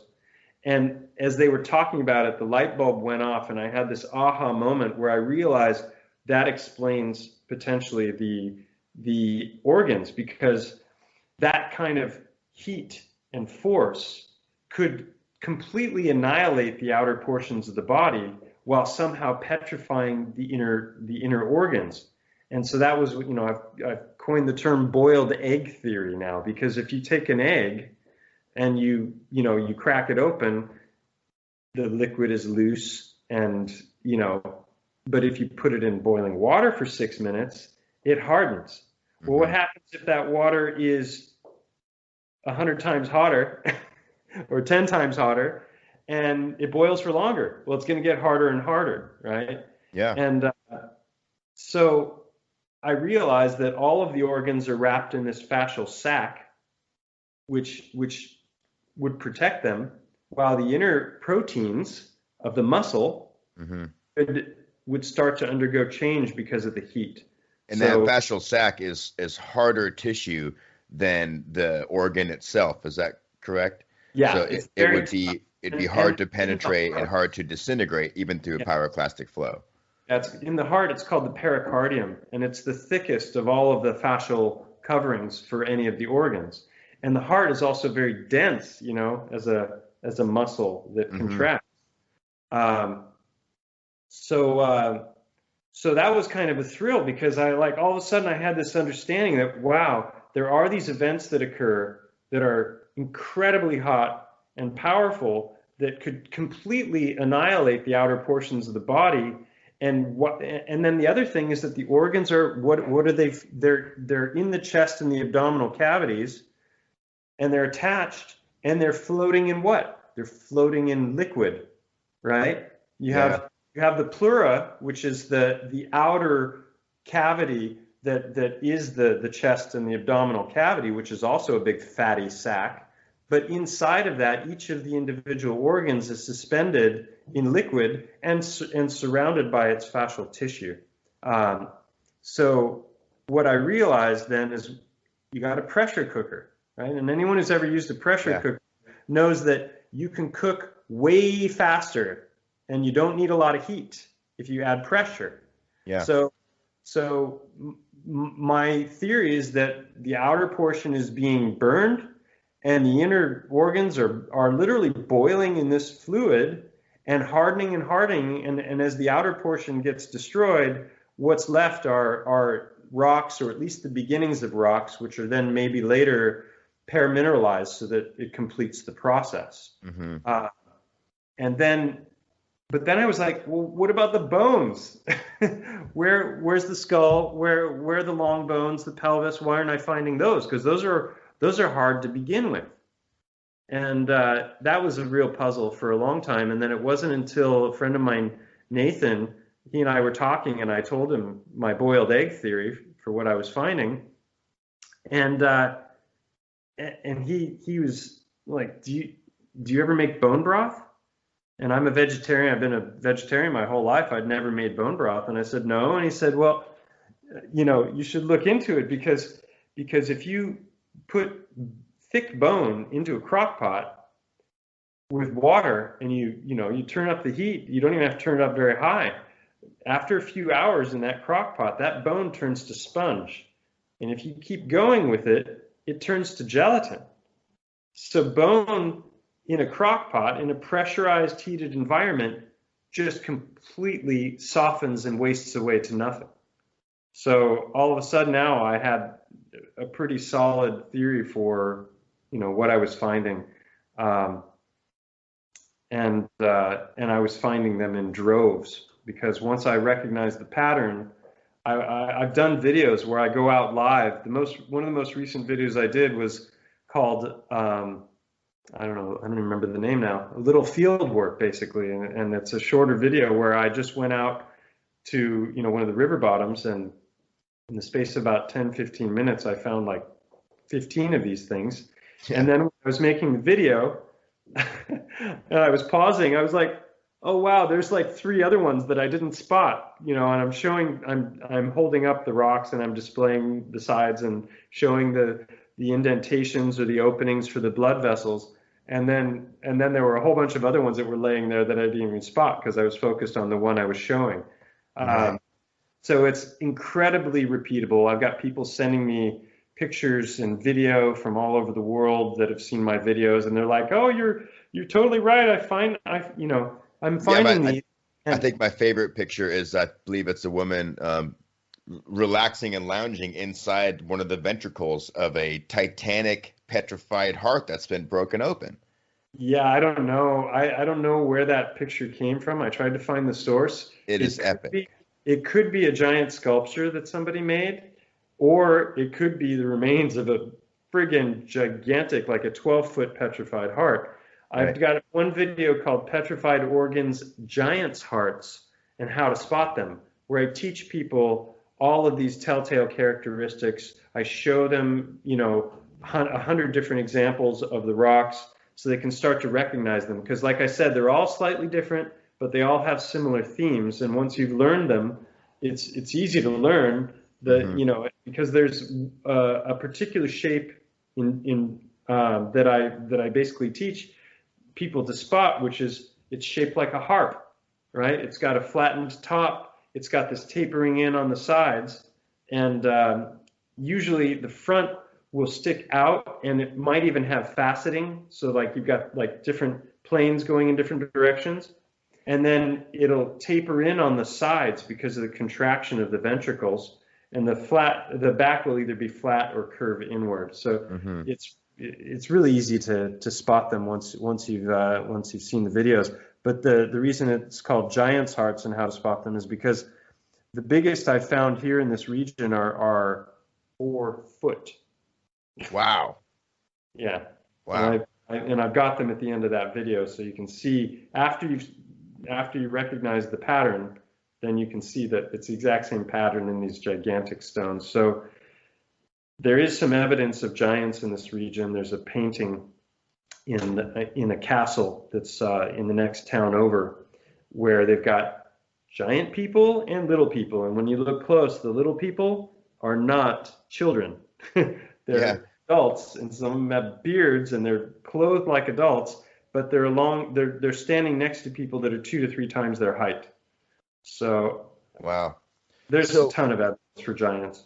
so why do you think, or what makes you think that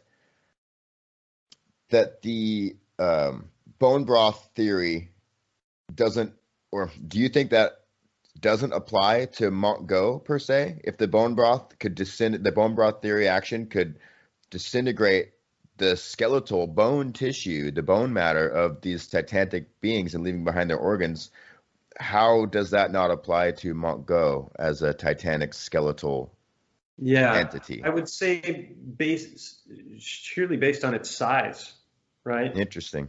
If you have That's true, something, yeah, because if you have yeah, something yeah, smaller, it's going to cook a lot quicker than something big, right? okay, You compare those kinds of forces and think about somebody our size and then a mountain. How long is that force going to have to be there and in effect, right. to destroy everything? I don't know. I mean, ultimately, it may be biblical. It may be the glittering sword of the Bible that did this. Noah's flood may be a real thing. Um, I'm open-minded to just about anything, nowadays, Do you because think that there's been more than one of these type of cataclysmic events, these type of massive die-offs that kind of do parallel some of what the mainstream geology would have us think, and the timeline, as it were?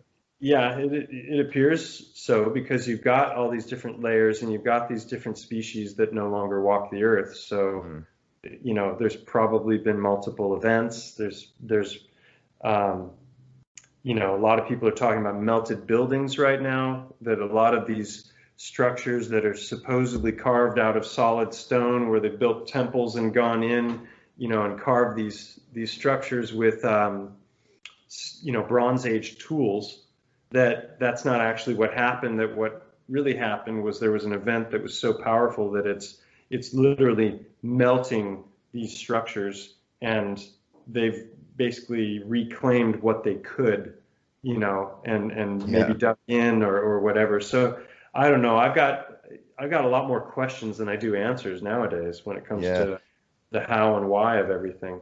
So to kind of get back to some of the petrified organs, you touched on in your last video, I believe it's the how and why, I might be mistaken, the vitrified brains, the process of vitrification, Mm, turning that fatty tissue to glass.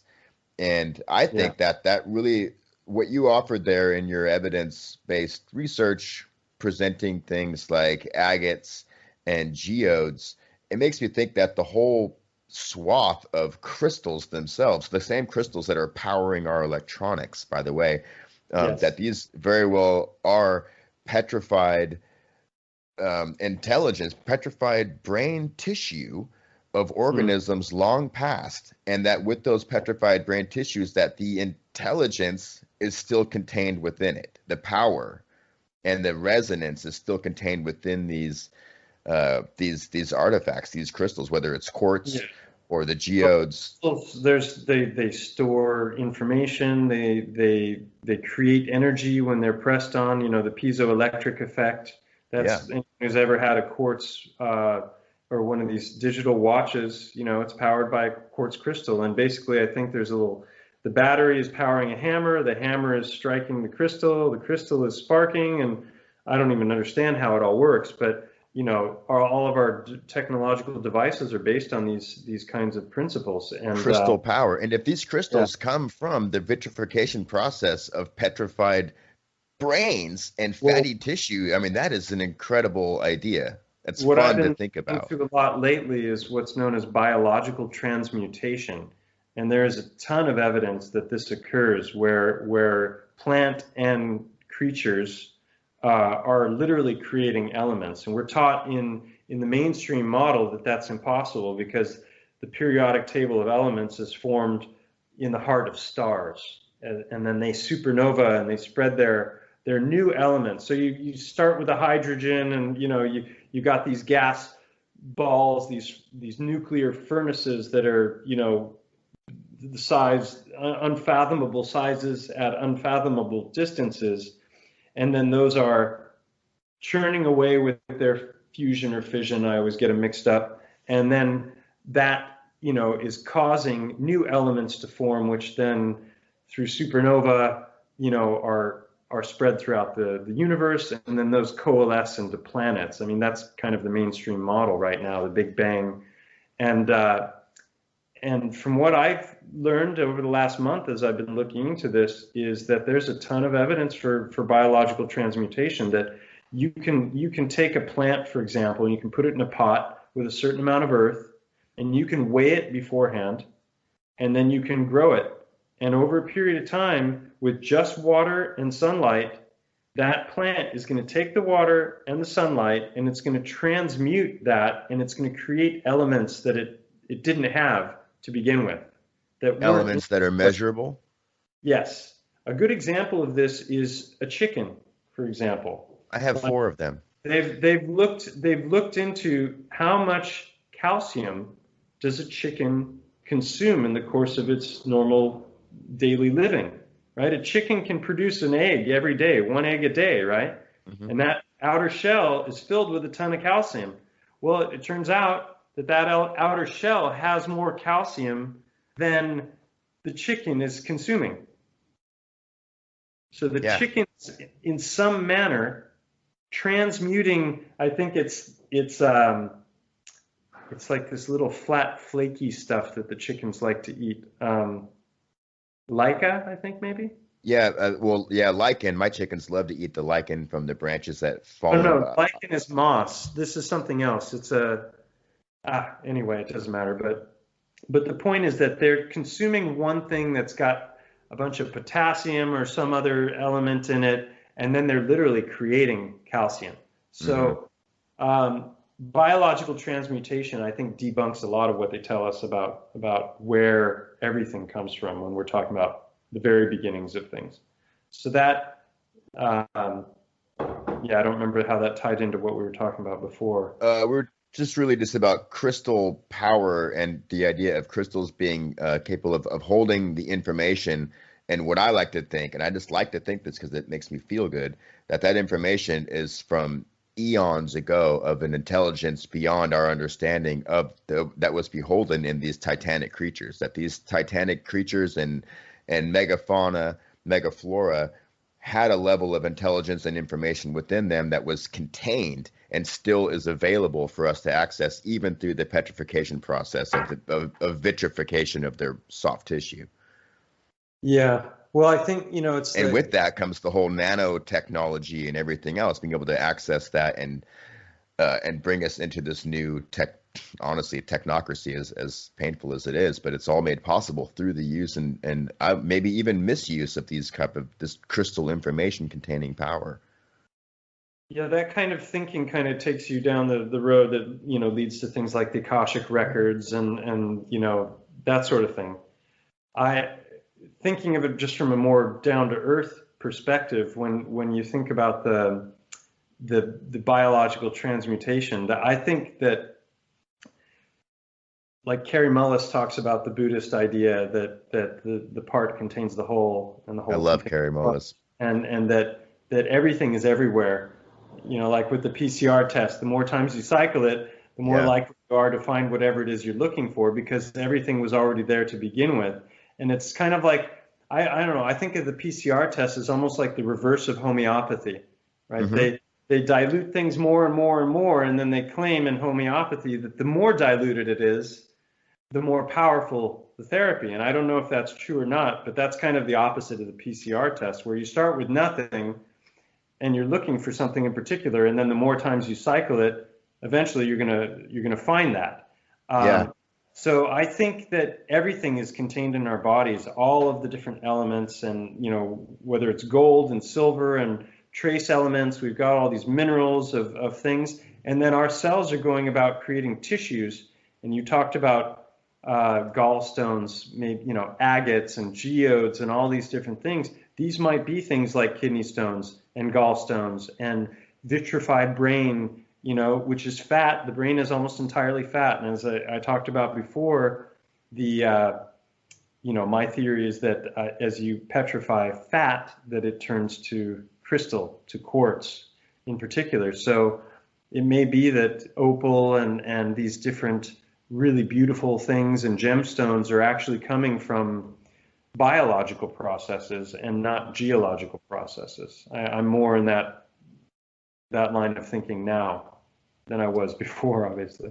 It's very, very interesting. I find it so fascinating. So do you think that there were monumental electrical or plasmic events that could have done this type of cataclysm on a entire Earth spectrum, like on a global level? Or do you think that there were regional areas, like there might have been a pyroclastic event on this hemisphere, or on this hemisphere maybe a million years later there was a electroclastic event?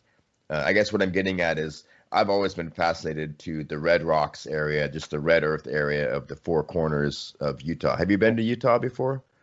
Yeah, I've been to Bryce Canyon. Bryce Canyon, Moab, and yeah. I think, there's a lot of people doing a lot of research on melted buildings right now. And the idea that in the Tartarian Empire that existed, that was wiped from our history books, that we weren't taught about in schools, but which there's avalanches of evidence for, that there was some kind of a major event that wiped out that civilization. And we live on the remnants of that. And some of those remnants we look at and we think that they're mountains, but there was so much brick involved and so much forces involved that, Bryce Canyon may have been a city once upon a time. Yeah. It's not my theory, but I think it's compelling. The problem is a lot of the people that are proponents of this idea, they want to apply that idea to everything. And I take a more syncretic approach to all of this. I've always been interested in where are the overlaps, because usually if there's a scientific truth, it's applicable in a variety of different scenarios, and it's scalable. And so if something is true in one area of study, then you're going to be able to apply it to other areas. So I think that's syncretism, and you can apply it to religion, you can apply it to the study of mythologies. Like where are the overlaps? Because that's where your truth is likely to be, rather than this is the theory and everything has to conform to this one theory. So you want to be open-minded, you want to look at things objectively, and not just buy every little thing that comes along. But the more that I'm studying, the more things are dovetailing and fitting together very nicely, both my theories, but theories of others.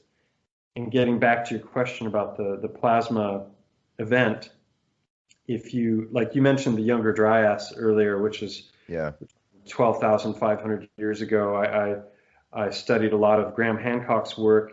He wrote Fingerprints of the Gods, and his newest book is pretty great. I think it's Magicians of the Gods. He's collaborated with a guy named Randall Carlson, and they've looked at geology of Eastern Washington and looked at dry falls, which basically is the remnants of the largest waterfall that ever existed in the world. If when you look at it, imagine Niagara times 1,000, and they have all these theories that are all tied into comet strikes and fragmentation of a comet that hit North America at a time when North America was, according to mainstream geology, under a 2-mile thick layer of ice, because we were coming out of an ice age. And then this comet strike hit the North American ice shelf and vaporized huge quantities of water, which led to runoff the likes of which the world had never seen. I no longer believe that stuff that they're pushing, and that's that would be a whole other podcast on why. But what I wanted to say about that was that what I've seen is there's loads of evidence of high energy events. Like if you think about the Grand Canyon and the fractal nature of the Grand Canyon, it looks like, Yeah. everything grows that way. If you think of a tree, the roots and the branches and the leaves and our lungs, and there's this constant reoccurring pattern that we're seeing. And a lot of events, like they tell us the Grand Canyon was formed by the Colorado River, and I no longer believe that. Colorado River is water flowing through something that was hit in a big way. And if you study carved out, it looks carved out, like with many other parts of Utah and Red Rocks and Four Corners. It looks like it's just been literally cut out with lasers. And then you learn about electric universe and torrential rains of electricity, not rain water, but lightning showers. Yeah. And if you look into Lichtenberg figures, Lichtenberg,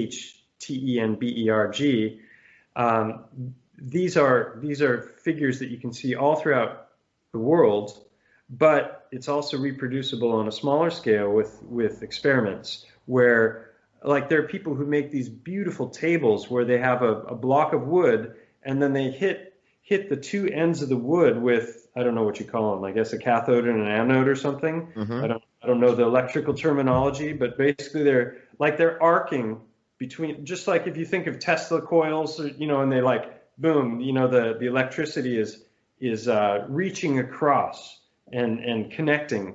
Well, you can do that through wood, and in the process of doing that, it creates these figures. So that high energy creates this fractal looking burn shape that looks just like the Grand Canyon.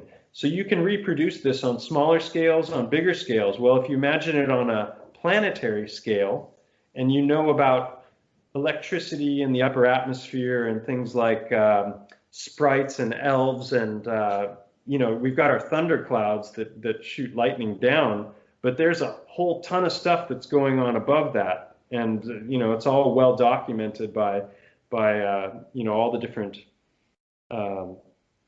different ideas, whether you're Electric Universe or whether you're NASA, or they talk about the same stuff, but they have different ideas about the why behind it. So I think that's far more likely. There's a wonderful video from Thunderbolt's project by Montgo called Instant Petrification, and he shows some examples. There was a high tension wire that went down.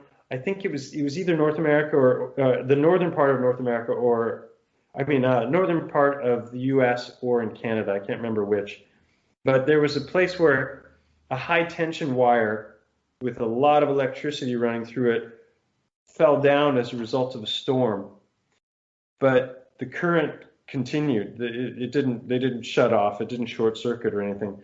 Well, it landed on a row of tree stumps that had been cut. And so imagine this high tension wire laying across the tree stumps. Well, just like those tables that I was talking about that people make these beautiful patterns on, this was doing the same thing. And in the space of 6 hours, it turned those tree stumps to stone. Wow.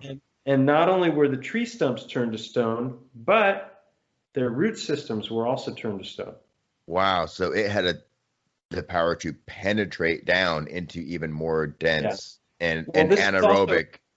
This is also a mining technique that's used. They can use, and in fact, there's a guy named Mike Ferreira who talks about the ancient miners. Everything was on a larger scale, and he claims that many of the mountains and the volcanoes are actually the remains of what he calls the ancient miners, who were engaged in the same kind of mining techniques that we're doing today around the world, but on a much larger scale.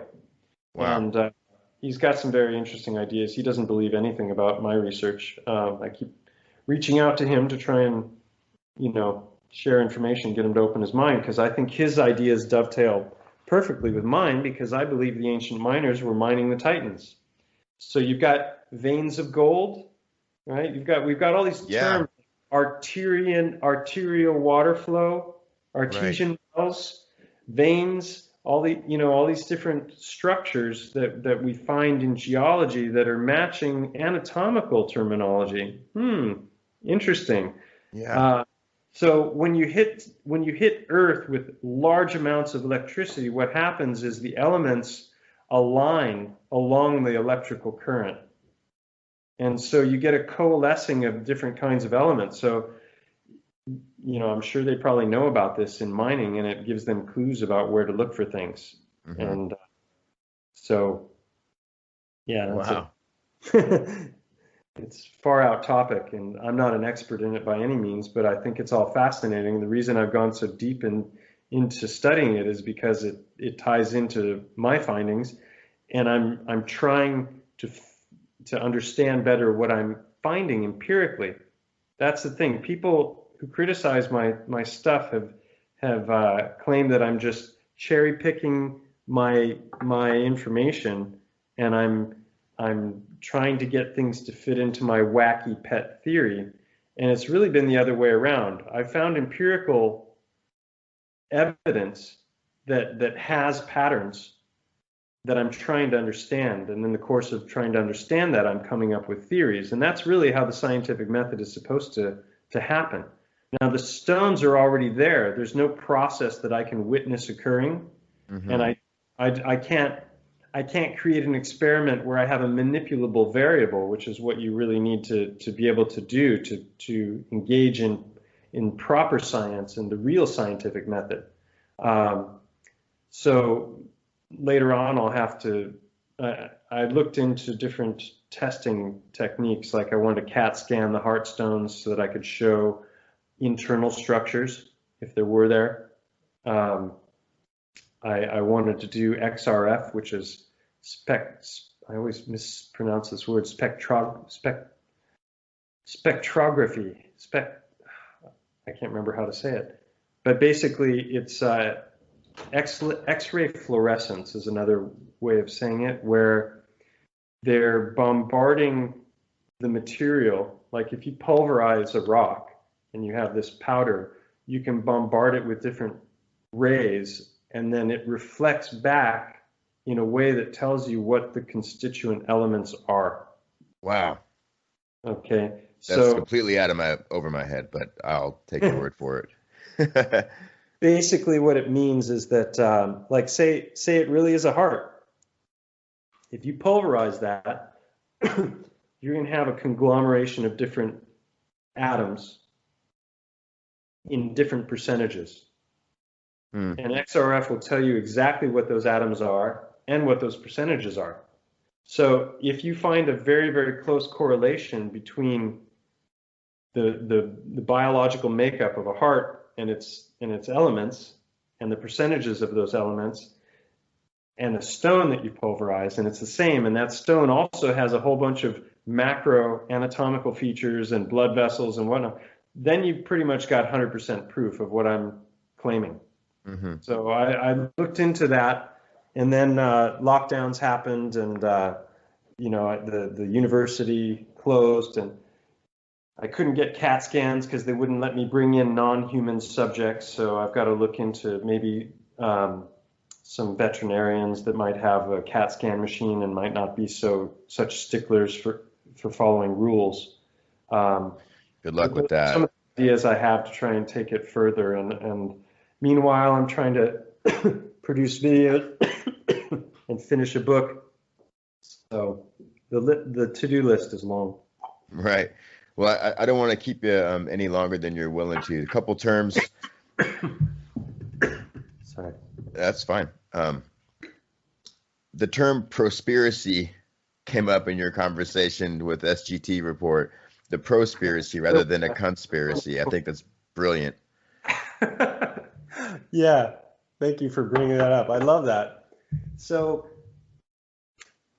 yeah, prospiracy, it's an interesting idea. So conspiracy being negative, because people are conspiring against you or us or whatever, And so as you dig into conspiracies, there's a lot of scary shit out there. Yeah. The deeper you go, the scarier it gets. And then you find out that a lot of the people who are in control are some of the darkest people there are, unfortunately. Yeah. psychopathy seems to gravitate towards the top of the pyramid, unfortunately. Amorality helps you get ahead because you've got no conscience holding you back, so you can destroy the environment or people's lives, and benefit from it. And unfortunately, that happens in a variety of different ways.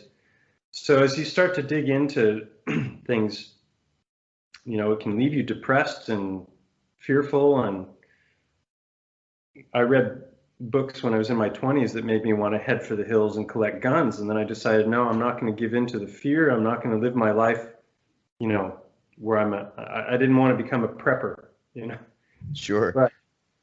But I was aware that stuff was still there. And also, if you withdraw, how can you affect change? If you're just there on your little plot growing food and with your animals out in the middle of nowhere, you don't have a community necessarily, and you can't have an effect on the greater whole. So you can have the most pristine, beautiful life for yourself, and then, all of the darkness comes knocking because you were never there to help keep it at bay. So that's a long entry into the idea of prospiracy, which is, as you study, occasionally, it doesn't happen very often, but occasionally you come across a conspiracy that leaves you feeling better because it takes away some fear that you had. Like for me, an example would be nuclear weapons. Now, I know there's gigantic, bombs like Moab, the mother of all bombs. But when I was a kid, they had us doing drills, hiding under tables. They had us completely scared out of our minds that the big day might come where some idiot would push the button and destroy the earth. And then we would have a nuclear winter that would last for thousands of years where nothing would grow. And, and so this was the effects, they told us, of nuclear weapons. Well, when you dig into it, you find out that is a complete and utter lie. I'm not saying that there's nuclear power and that it's not powerful, but take Chernobyl, for example. How many years ago was that? 35 or something? I don't remember when that happened. It was in the 80s, wasn't it? It was in the 80s, yeah. I think it was around the mid 80s. So I've seen drone footage of Chernobyl, and here we are 30 years later, and it's a thriving ecosystem with, massive amounts of animals, and, it's amazing. Yeah, mainstream says it's all beautiful on appearance, but every single square atom of it, every single thing is completely mutated and radioactive. That's what they'll have you say. Because there's a ton of people living there. I know. Same thing with Same thing with Nagasaki and Hiroshima. People started moving in right after the bombs fell. Yeah, and there are people walking around.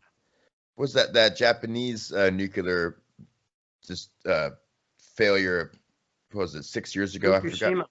Yeah, Fukushima. There's people there. You can swim in the water. There was so much fear porn with Fukushima. They were showing pictures of radioactive clouds that were spreading across the Pacific, and we're going to kill all life in the Pacific within a couple of years. And now we don't hear anything about Fukushima anymore. Nothing. So that's my example of a prospiracy. The more you dig into something like that, the more you realize that there's no teeth in the monster. It doesn't mean they don't have really nasty weapons. Of course they do. But it's not what they're telling us. So I'm not going to be afraid of it anymore. It's like, wow, it's a relief, similar with. It seems like that could be the case with the whole Agenda 2030, United Nations Sustainable Development Goals. And it seems like as threatening and looming and potentially real that all could be. And we know that this level of psychopathy runs at 100 miles an hour and it never needs to go to sleep. A lot of it does seem like it could never actually really happen because there still is, despite all appearances, a human will for individuality and at least an attempt at sovereignty and to fight anything that's going to crush and enslave it. I coined another term also, which I haven't seen anywhere either, and I've renamed conspiracy theorists because this is a term that's been weaponized in order to debunk any real research. Absolutely. Anytime someone goes counter to the narrative, they're suddenly a conspiracy theorist. You see it with chemtrails. If you study stratospheric injection and weather modification, that's fine. You can find loads of scientific papers where they tell you straight out that they're modifying our weather in a whole variety of different ways. Mm-hmm. But if you talk about chemtrails, suddenly you're a conspiracy theorist. And so the term that I've coined is paying attentionist. Yeah, right? That's a good one. So conspiracy theorists that's just a term they're using to try and, straw man, or it's an appeal to ridicule. That's another form of fallacy where we're not going to actually address your argument. We're going to mock you so that we don't have to address your argument because you're clearly an idiot. Well, that's a logical fallacy. That's not proper reasoning.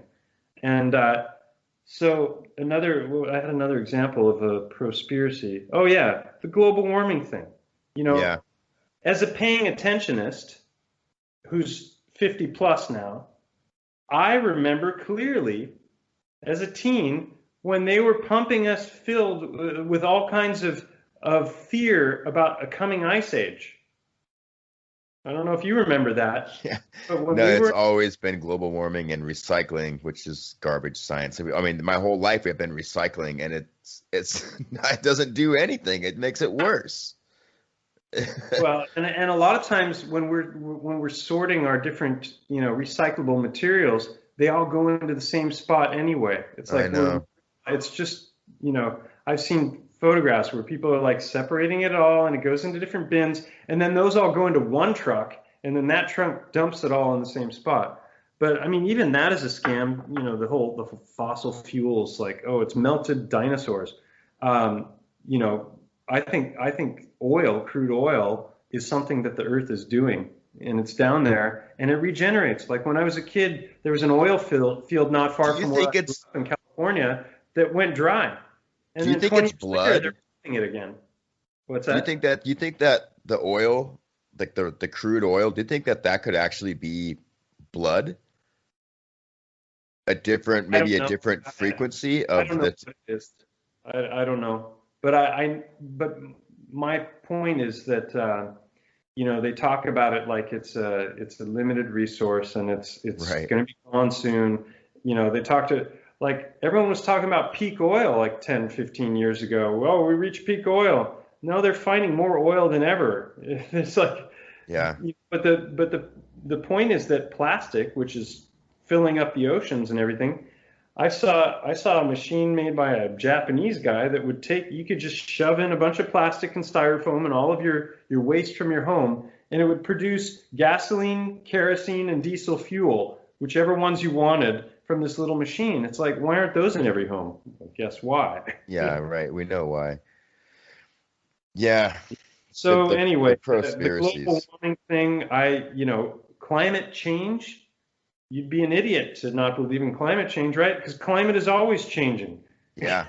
It changes from day to day. But global warming, I don't know. If anything, what I found is they're almost always saying the opposite of the truth. So if anything, we're probably heading towards a major cooling, but who knows? That's exactly why I call my podcast Up is Down, because if they're telling you that up is up, it's very likely going to be down. It seems like, and I think it's more than just a paradigm blind effort, but I think there really is, at some levels, a concerted effort to invert, subvert, and pervert all of our rational thinking and all of the real histories of our existence and our divine nature as human beings in this planet, in this dimension, has been inverted, subverted, and perverted intentionally. If you start from the premise that our realm is being controlled by wizards, I don't mean like Gandalf, with the, but magicians and wizards, people who are deep into the occult, and they are, there's all kinds of tricks that are used. Just like a magician creates an illusion, and it can look like real magic until you understand how it's done. And then once you understand how it's done, you'll never fall for the trick again. It's a trick. And a lot of the tricks are done by deflection. They're done by misdirection. They get you looking at one thing while they're doing another. It's done through inversion, right? And if you're talking about wizards and the occult, then you get into a Kabbalistic inversion and all these things where they, it's like Operation Iraqi Freedom. Yeah. Or military intelligence. That's right. They always call Patriot it the opposite of what it really is, right? It's so if you understand that and you start to look into their tricks, then a lot of things start to reveal themselves. Right.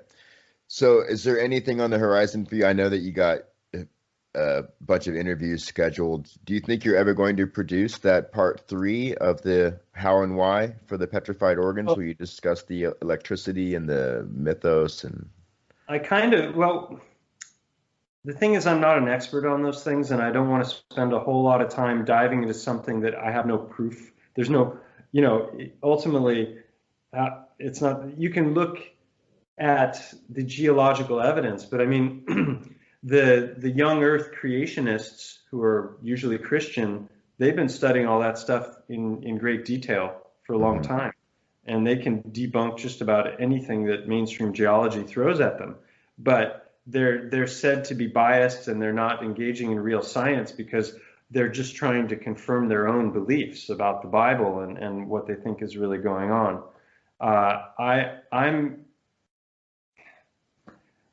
I just recently did an interview with Rodrigo Ferrari Nunez. That's his channel. Rodrigo Ferrari Nunez, Nunes, I believe.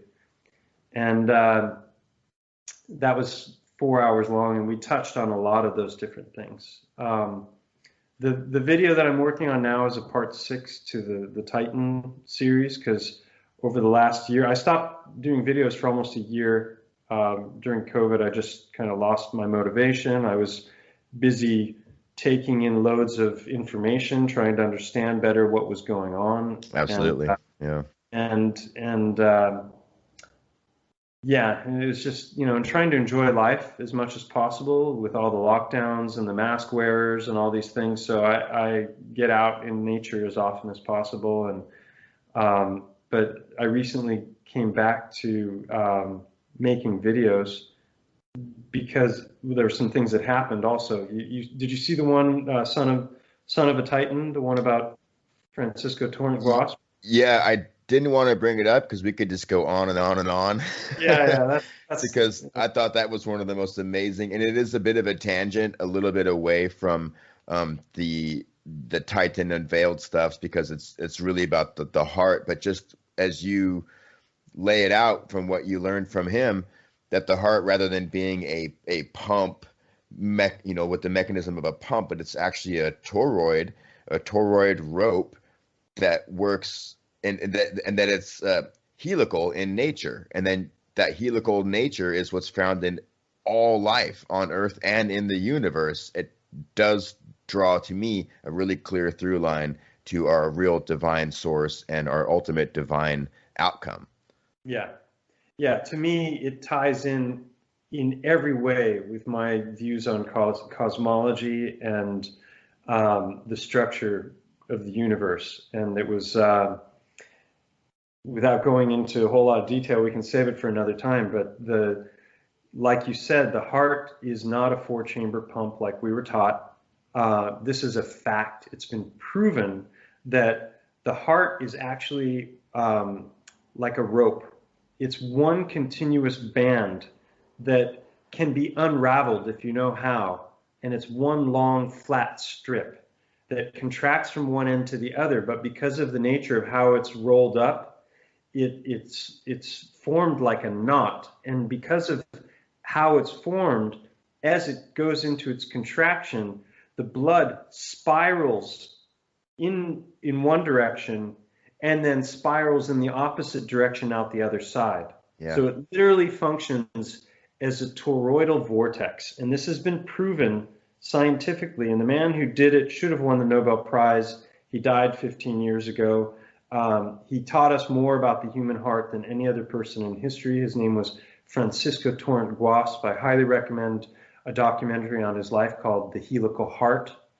And while watching that documentary, had a mind-blowing realization as he unraveled the heart and rolled it back up, that I had seen certain features that he was showing in the video in a number of the heart stones that I'd already gathered. So as a result of that learning about his work, I spotted something that I had seen in many of the heart stones, but I never recognized it for what it was. I just thought it was a crease or a little anomaly.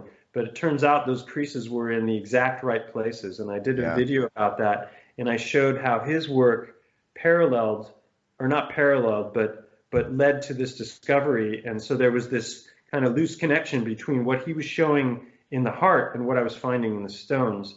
And at the end of that video, it was completely mind-blowing, because the man who made this discovery, Francisco Torrent Guasp, was a Spaniard. And he worked on this for decades. He dissected thousands of hearts before he finally understood the true physical structure of the heart. And then he had theories about how it functioned, and I won't go into those because that would add another half an hour to the conversation. Right. But he was later, at first he was able to prove its structure, and then later he was able to prove its function. Or not its function, because we all know what its function is, but how it functions. Mm-hmm. And it's not the way we were taught at all. And most of that information still hasn't been disseminated and integrated into the cardiology educations, which is pure insanity. So they're going around believing one thing about the hearts, most of these students, as they're learning how to become cardiologists, that is actually completely inaccurate for how the heart really is and functions. So at the end of that documentary, it's got his name, and then it says Denia, Spain. And I was completely blown away, because this man, who I didn't know at the time was dead, literally lived and worked his whole life on the other side of Montgo from me. Like literally a 15-minute drive from where I live is where this guy's house was. He had a family practice. He worked out of his home. He was getting all kinds of hearts from different butchers around, that he would work on in his spare time to try and understand. Because what made no sense to him was how this little pump could pump blood out to 60,000 miles of blood vessels. You've got these ever narrowing channels that are going down to the capillary, and if you laid them all end to end, it's like 60,000 miles. And you've got the viscosity of blood, which is the resistance as it goes through the blood vessels. You've got narrowing channels, and this little pumping thing is getting blood to every cell in the body. And then it's just, all that blood is magically returning to the heart as it relaxes. And he said, this makes no sense. And any plumber, anyone who knows about plumbing would look at that model and just go, this makes no sense. So there were prevailing models that we've had for hundreds of years, and he didn't agree with them, and he tried to share the reasons that he didn't agree with all of his colleagues, going through school, and he got all kinds of ridicule, and but eventually he solved the Gordian knot, which is the heart, and it's absolutely phenomenal. The helical heart. And then I have one called Helical Hearts, Petrified Organs, and Synchronicities, where I talk about the connection between his work and mine. But the real mind blow, or not the real mind blow, but the real fun synchronicity was that a couple months ago, I called up the foundation the Francisco Torrent Guasp Foundation, because I was hoping that someone there could put me in touch with a cardiologist who might have access to imaging equipment that I could use on the stones. And I figured if they were familiar with his work, because he was a total, maverick, and went against the grain his whole career, I figured if they were familiar with his work and his story, they might be open-minded enough to what I was trying to show him. And so I called up, and his wife answered the phone, and which was really cool to speak to her. And I told her it was an honor, and I was a big fan of her husband's work, and that I had made some discoveries of my own, and that I was hoping that she or someone there might be able to put me in touch with somebody. And so she right away gave me her son's number, because he's the one who's actually in charge of the foundation. And his name also happened to be Paco, which is short for Francisco Paco Torrent Guasp. So he was junior. So all of a sudden, a few moments later, I was on the phone with the man with the same name. It was cool. The son of the great cardiologist. And I talked to him for a few minutes without going into too much detail, because I was afraid I'd scare him off. And he's like, well, I happen to be coming to your town this afternoon. I could swing by. And I was like, yeah. Yeah. So next thing I knew, I had 2.5 hours to prepare for his arrival, and I started sorting out all the stones, and he was here for almost 90 minutes. So I made a video all about that called Son of a Titan, and it's a fantastic story, and it just I cover a lot of ground in that video. It is really good. One of the things that you mentioned in that video, I believe it was that video that was just such an interesting irony, was that Francisco Guasp, after finally giving his presentation where he got the respect and acceptance of his peers, after all of that work, presenting the most groundbreaking, paradigm-shifting facts of the heart work, how it actually works, what it is, why it works this way, and that it's time to change how we look at cardiology en masse as a study. Later that same night, if I believe, died of heart failure. Yes, that's exactly what happened. And some were suspicious that it was foul play, because he was disseminating this information that maybe the powers that be had a vested interest in suppressing, but his son didn't think so, which, he was pretty confident that there was nothing behind that. But it was a great moment for his father, because he was in an auditorium filled with cardiologists, and he dissected a heart live, and he showed the myoventricular band, and the evening finished with standing ovations, and he never won the Nobel Prize, but he definitely was recognized for his contributions to cardiology. But, cardiology is still, 15 years later, not fully integrated this knowledge. But it's so much deeper than just the function of the heart, because you really, when you get into this and you understand what he proved, and he did prove it, and they were able to prove the spiral vortexing flow of blood as well, then that ties into all kinds of different things that we see in nature that have to do with toroidal flow, and all magnets have the same energetic flow that we can't see with our eyes, but can be shown, using ferrocells and different technologies. You can see that everything has this, and we have it as beings. So it's so fascinating, the whole subject, and it ties into esotericism and occultic teachings incredibly. So, in a very succinct way. That's really obvious if you even know a little bit about it. It's really incredible to know that we have a toroidal vortex within our soul, and when you give someone a hug and when you contact someone physically, that those two toroids touch and radiate. I think that is fantastic and frightening to know that that whole action is globally tabooed. In this day. There's a great astrologer, I think he lived until about the 80s. He lived to be almost 100, if I remember correctly, named Dane Rudyard. He wrote many books on the subject of holistic astrology. And he had a line in one of his books that stuck with me for many years. My mom was an astrologer. I grew up around astrology, and then studied it later when I got older and became interested. And he described our physical reality, the universe, our bodies, our cells, everything, as a hierarchical series of interpenetrating holes and not whole as in HOLE, but WHOLE. Mm-hmm. Hierarchical like a pyramid, series, so like a spiral, a vortex, Mm-hmm. gets smaller, smaller, and smaller as you go down to the microscopic level, or bigger and bigger as you go up to the larger level. So there's your hierarchical series of wholes, right? And if we want to think about planets, the planet is a whole, each individual is a whole, our organs are wholes, our cells are wholes, our atoms are wholes, but they all intermingle and interpenetrate their vibratory fields. And so just like you say, when two humans come together and they hug, there is a blending and a merging of those fields. Yeah.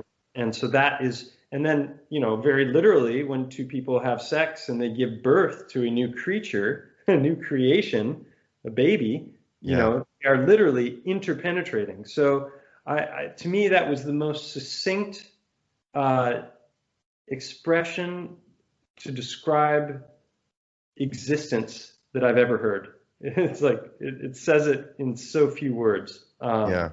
It's beautiful. And knowing what I know now about the heart and toroids, and how toroids manifest throughout all of nature, that was one of the big discoveries I made recently, actually, after it came a while later, that a number of the stones, I didn't notice it, but if you look at them from the bottom looking up, there's an actual twist to them, because as the heart contracts, it contracts in a spiral. Mm-hmm. And so when we die, we go into rigor mortis, all of the muscles of the body contract, and that contraction in the heart results in a tapering in on the sides and a twisting of the apex of the heart. So that was a real mind blow, because I went back to the stones that I had, and many of them had a spiral at the bottom, and that is not easy to explain with rolling around in a river bottom in erosion and bumping up against things.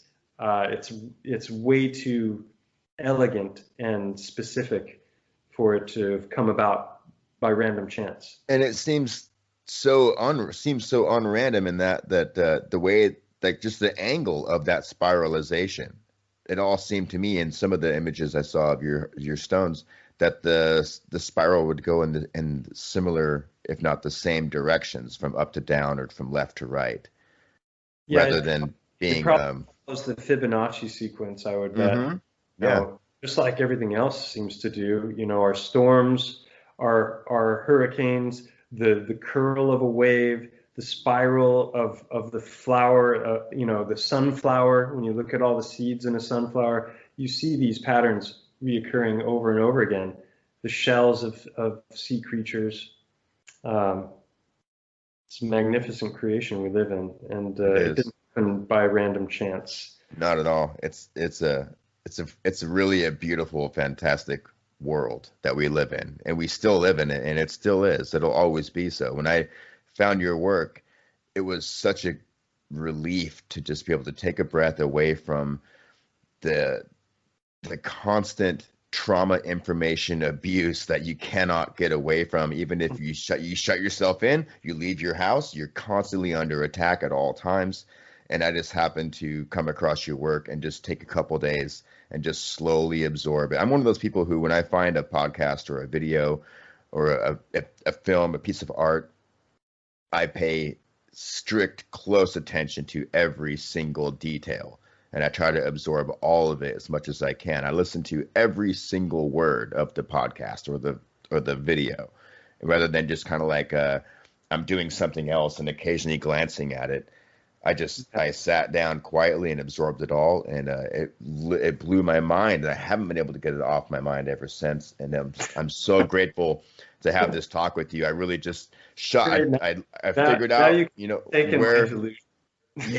Yeah. Well, it's a conspiracy. Because the caveat is that I might be wrong about it all.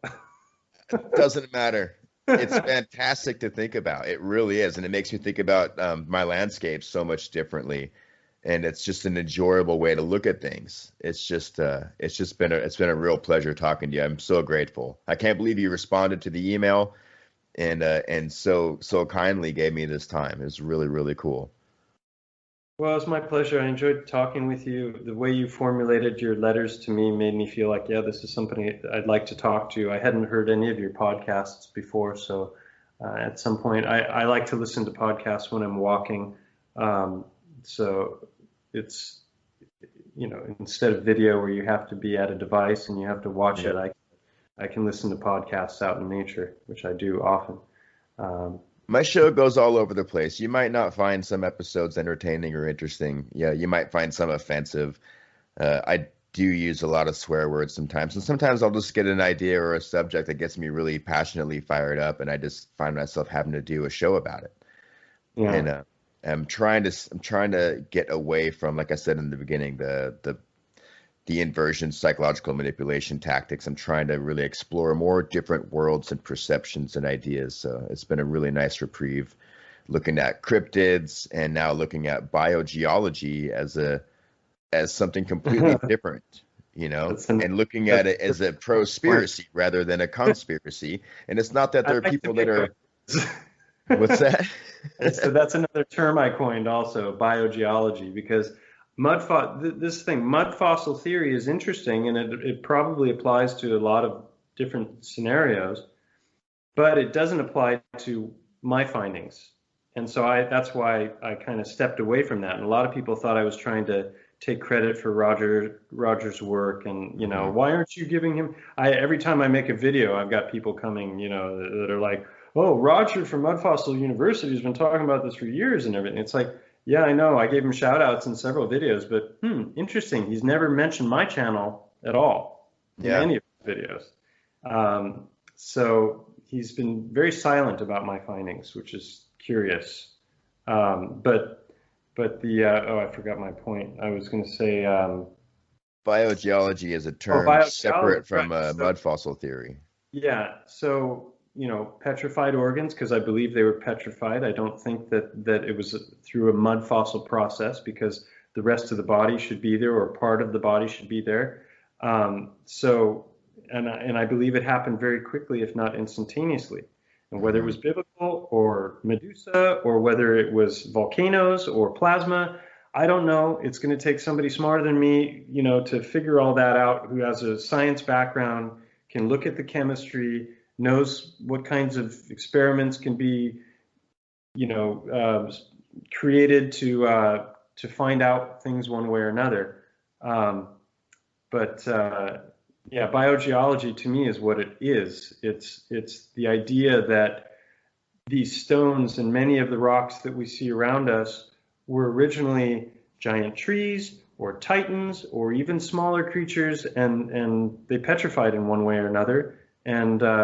And so we're not looking at something that took hundreds of millions of years through compression. We're looking at something that was recently biology, and now it's geology.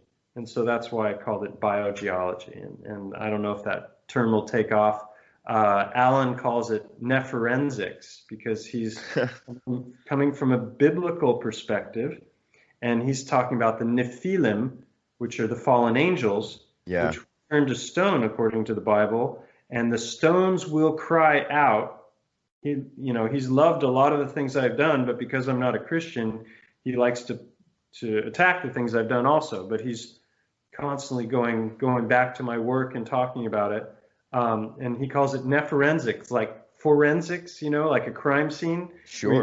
You're gonna go into the crime scene with a microscope and different tests, and you're gonna analyze what's there to try and figure out what happened. That's what I did in the fourth video with Montgo. I called it a forensic analysis of a fallen titan.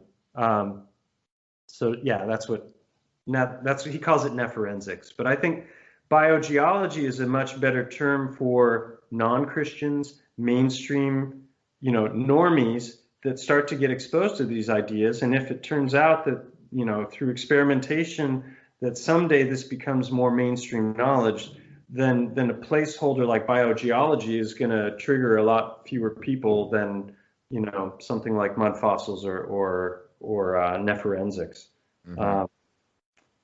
So, yeah. Yeah. One last thing before I let you go. You mentioned the largest of the riverbeds that you find a lot of your heartstones has something to do, has a really interesting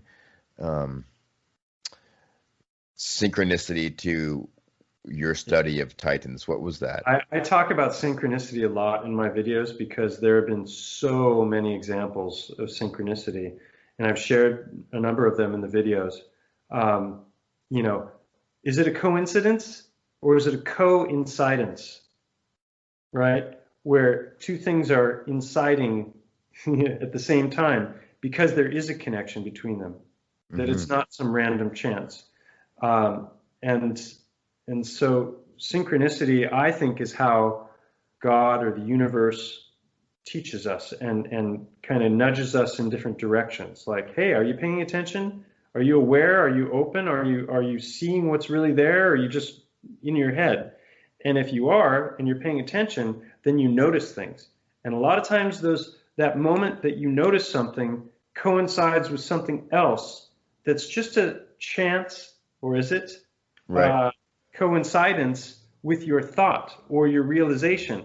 And when you start to look at the odds of maybe the thought coinciding with the realization, it starts to become very, I don't know, I'm losing the words, but the odds of something. I talk a lot about odds, probability, game theory. Like if you roll a dice, what are your odds of rolling double sixes? 1 in 36, right? What are your odds of rolling it twice in a row? Now the odds have gone up by a lot. Right. So that's what I've talked about with the stones is how many coincidences does it take before there's a pattern, a recognizable pattern, before it's no longer a coincidence that you actually are witnessing some phenomenon. And so going back to the river in your question, the name of the river, people think, oh, you found them all in the river bottom. Well, that's because they're rolling around in their river rock, and that's why they look this way. And I say, no. You have to watch my videos. Don't straw man me. Don't try and debunk me without actually seeing the evidence I've presented. Go into the evidence and then ask yourself, what are the odds, right? And the odds become phenomenally astronomical when you consider the number of anatomical correlations, the frequency with which I can find these specific kinds of stones, and it's scalable. So they're everything from a centimeter all the way up to a meter, like I said, and maybe way bigger, who knows? But the name of the river where I found a lot of these stones is called the Gata de Gorgos. And Gorgos is the Spanish word for the Gorgons. And the Gorgons were 3 sisters in Greek mythology, and one of those 3 sisters was Medusa. And what do we know about Medusa? She turned things to stone just by looking at them. And wow, so I've got on one side of the mountain, I've got a cardiologist that is, taught me more about the human heart than I ever could have dreamed of. And then, a lot of these stones I found in this river that's named after Medusa. Right. Medusa's glance. I think it was at Hercules that severed. Gata is cat. So Gata de Gorgos. It's Medusa's cat. Medusa's cat. Yeah, wasn't it Hercules that severed Medusa's head and then pointed it towards the Kraken to turn him to stone? Or was it Medusa that turned the Kraken to? I think it was Perseus. Perseus. Yeah. The Kraken was a Titan. Yes. So there's another coincidence. And there are some myths related to Montgo that relate to Titans, but not a Titan elephant. It's like, I don't know, Enki and Enlil or something. I can't remember the names of there's 2 Titans, and there's a whole story behind it that I came across. So that's another coincidence as well, or synchronicity. Yeah, the Anki and Enlil thing is a whole nother can of worms. It wasn't. It wasn't them. It was some other names. I can't remember what they are now. But Okay. I found it. It was in Valenciano, and I found a website of someone talking about the tale, but I never found the original tale. Valenciano is a dialect in this region that's it's like Spanish, but it's very different. Spanish, French, and Italian and Portuguese all mixed into one language. Beautiful. Sounds like a beautiful. Sounds like a beautiful language you could just eat, and it would just taste fresh and bright and a little spicy. It's got an unusual sound. It's not the most beautiful melodic No. language, no. But it's If you're a polyglot and you understand several languages, then you can kind of intuitively understand a lot of what they're saying. So synchronicities abound, and to me, that's when when you're on the right track and you're open to learning from source, then those are the kinds of things that are gonna occur, and it's happened a lot. So either I'm the brunt of like the biggest cosmic joke in history, and I'm wrong about all this stuff, or through providence and some kind of what do you say? The Christians are always giving God credit for their discoveries, because the inspiration for the discovery has come from God. It doesn't mean that, oh, God talked to me and I made this discovery. They had the experience and make the discovery, but they're humble in the discovery, and they're not taking credit for it. Oh, this was me and I discovered.